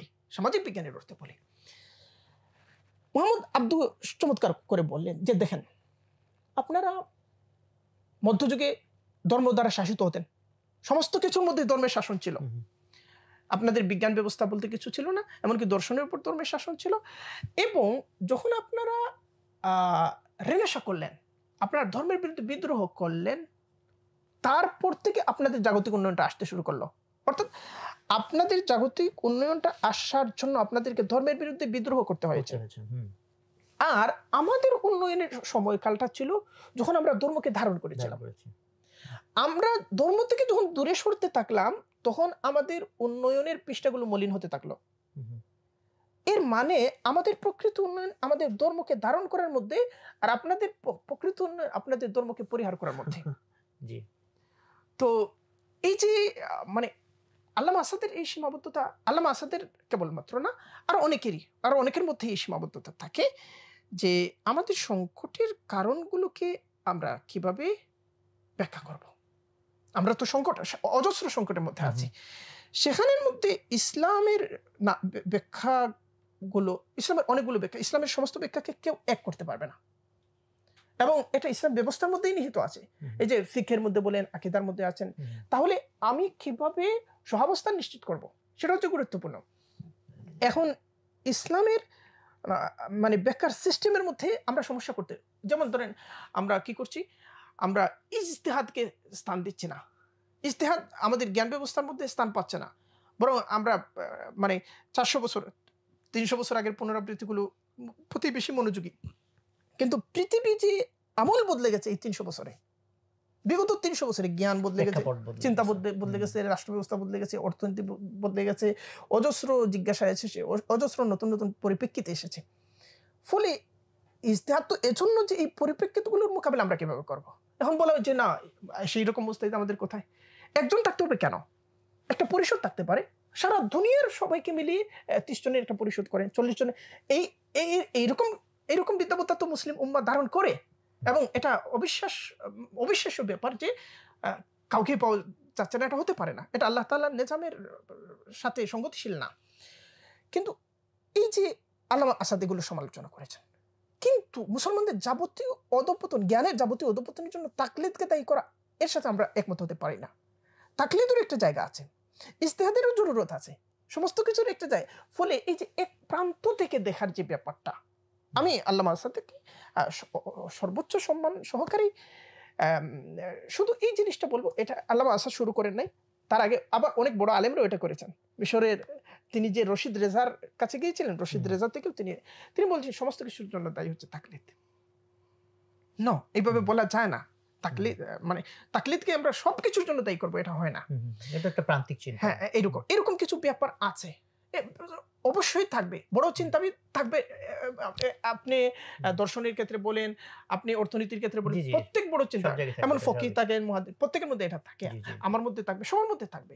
ফলে এই জিনিসগুলো, এই শুধু তার ভ্রান্তিগুলো দিয়ে তাকে বিচার করা, এবং তার নাম উচ্চারিত হয়েছে, আরে তিনি মানেই তো ওই ভ্রান্তি, এগুলো হচ্ছে জ্ঞান বিরোধী বক্তব্য।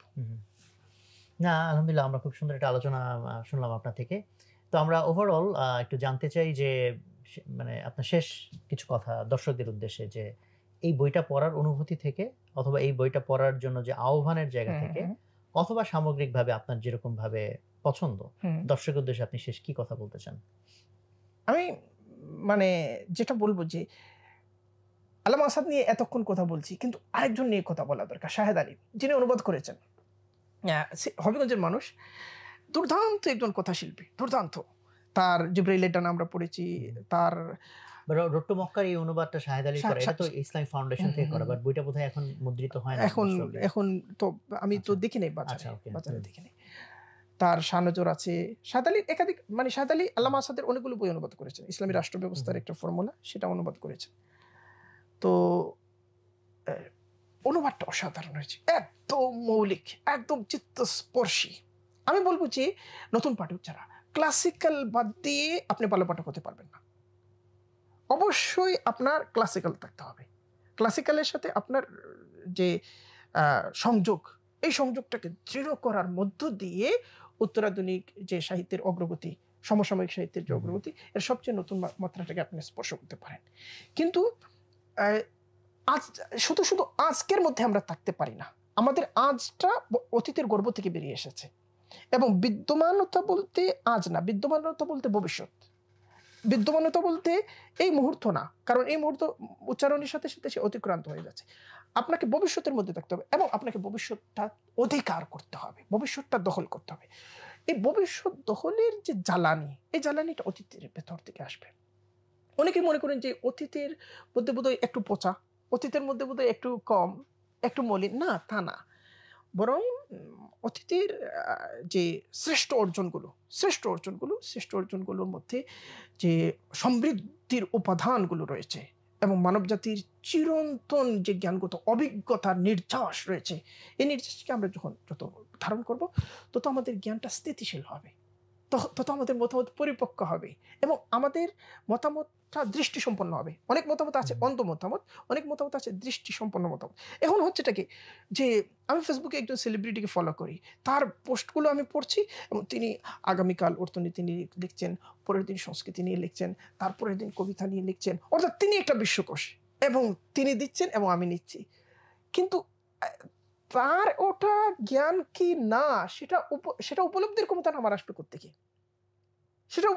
এবং আরেকটা ব্যাপার হলো, একটা বই এত, এত হচ্ছে, শেয়ার হচ্ছে, এত আলোচনা হচ্ছে, তাহলে ঠিক আছে। তাহলে এটা এটা হতে পারে, এটা হয় না। এইভাবে নয়। জ্ঞানের সাথে আপনার যে এনগেজ এইভাবে হয় না। প্রত্যেক শাস্ত্রের উম পথিকৃৎ পর্যায়ের ব্যক্তিবর্গ আছেন। প্রত্যেক শাস্ত্রে। হুম, হুম। এবং দেখুন এগুলোকে আমরা বলি যে মানে ইমামুল ফান। প্রত্যেক জ্ঞান শাখার যাকে বলে মানে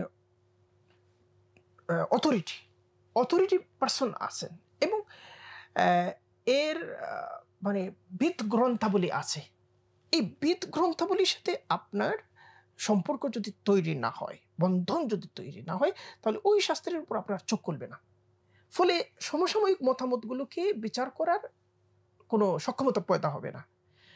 এমত অবস্থায় আপনি এই মতামতগুলোর মধ্য দিয়ে আপনি মনে করছেন জ্ঞান পাচ্ছেন, সম্ভবত আপনি প্রোপাগান্ডা পাচ্ছেন। সম্ভবত সেটা কেবলমাত্র কতিপয় স্টেরিওটাইপ। সম্ভবত সেটা কোনো একটা প্রান্তিক বয়ান। এই কারণে আমার মনে হয় যে আমাদের শিক্ষিত শ্রেণীর বড় একটা অংশ যদি প্রান্তিক বয়ানের মধ্যে যেকোনো ব্যাপারে আমরা আধুনিকতাকে বুঝি নাই। বাংলাদেশে যে আধুনিকতাবাদীরা আধুনিকতা বুঝেছে আমি তা মনে করি না। প্রগতিশীলরা প্রগতিকে বুঝেছে তাও আমি মনে করি না। এমনকি বামপন্থীরা যে খুব ভালোভাবে বামপন্থীকে বুঝেছে, বোঝার মধ্য দিয়ে, তাও মনে করি না। অ্যা এবং অ্যা গোটা ব্যাপারটা হচ্ছে ইসলামী পরিবেশ এটাকে বলে সাত্তাইয়াত, মানে উপরিকাঠামোর মধ্যে থাকা। উপরিকাঠামো থেকে যদি আপনি ভেতরে না যান, তাহলে সবাই যাবে তা না। একটা অংশকে অবশ্যই যেতে হবে। অ্যা তো না হলে কি হবে? আমাদের জ্ঞান ব্যবস্থার অন্ধত্ব আমাদের সামাজিক ব্যবস্থার মধ্যে প্রতিফলিত হবে। তখন আমরা অনগ্রসরতাকে অগ্রসরতা দিয়ে সংজ্ঞায়িত করব, অগ্রসরতাকে অনগ্রসরতা দিয়ে সংজ্ঞায়িত করব, এবং এটা হয়েছে বাংলাদেশে। জি, ধন্যবাদ। প্রিয় দর্শক, আমরা অসাধারণ একটা আলোচনা উপভোগ করলাম, এবং আলোচনার মধ্যে দিয়ে যেমন মোহাম্মদ আসাদ তার জীবনের যে ট্রান্সফরমেশন, তার জীবনের যে জার্নি, যেটার ভিতর দিয়ে অনেকগুলো দর্শন, জীবন ব্যবস্থার আমরা পরিচয় পেলাম। একইভাবে কবি মুসা আল হাফিজের আলোচনার সাথে, সেই সাথে লেখক তার দৃষ্টিভঙ্গি, তার দৃষ্টিভঙ্গির আলোচনা সমালোচনার মধ্যে দিয়ে আমরা আরো কিছু নতুন দৃষ্টিভঙ্গি এবং আন্ডারস্ট্যান্ডিং পেলাম। তো আমাদের যেরকম ঘোষণা ছিল, আমাদের এই আলোচনা থেকে আপনাদের যে উপলব্ধি, যে আন্ডারস্ট্যান্ডিং, সেগুলো আমাদের কমেন্টে আপনারা লিখবেন, এবং সবচেয়ে সেরা অন্তত ৩ টি যাদের কমেন্ট আমরা পাবো, যে এখান থেকে আপনি কি জানলেন, কি বুঝলেন, কি শিখলেন, তাদেরকে আমরা পুরস্কার হিসেবে বই প্রদান করব ইনশাআল্লাহ। সো আমাদের সাথেই থাকবেন, আলোচনাগুলো উপভোগ করবেন এবং বন্ধু-বান্ধব সবাইকে শেয়ার করবেন। এবং এই আলোচনা থেকে যদি কিছুমাত্র উপকার আমাদের হওয়ার এবং চিন্তার জগৎটা বিকশিত হওয়ার উপাদান এখানে থাকে, সেটা যদি আপনারা মনে করেন, তাহলে আরেকজনকেও সেটা জানার একটা সুযোগ আপনারা করে দিবেন। সবাই ভালো থাকবেন। আসসালামু আলাইকুম।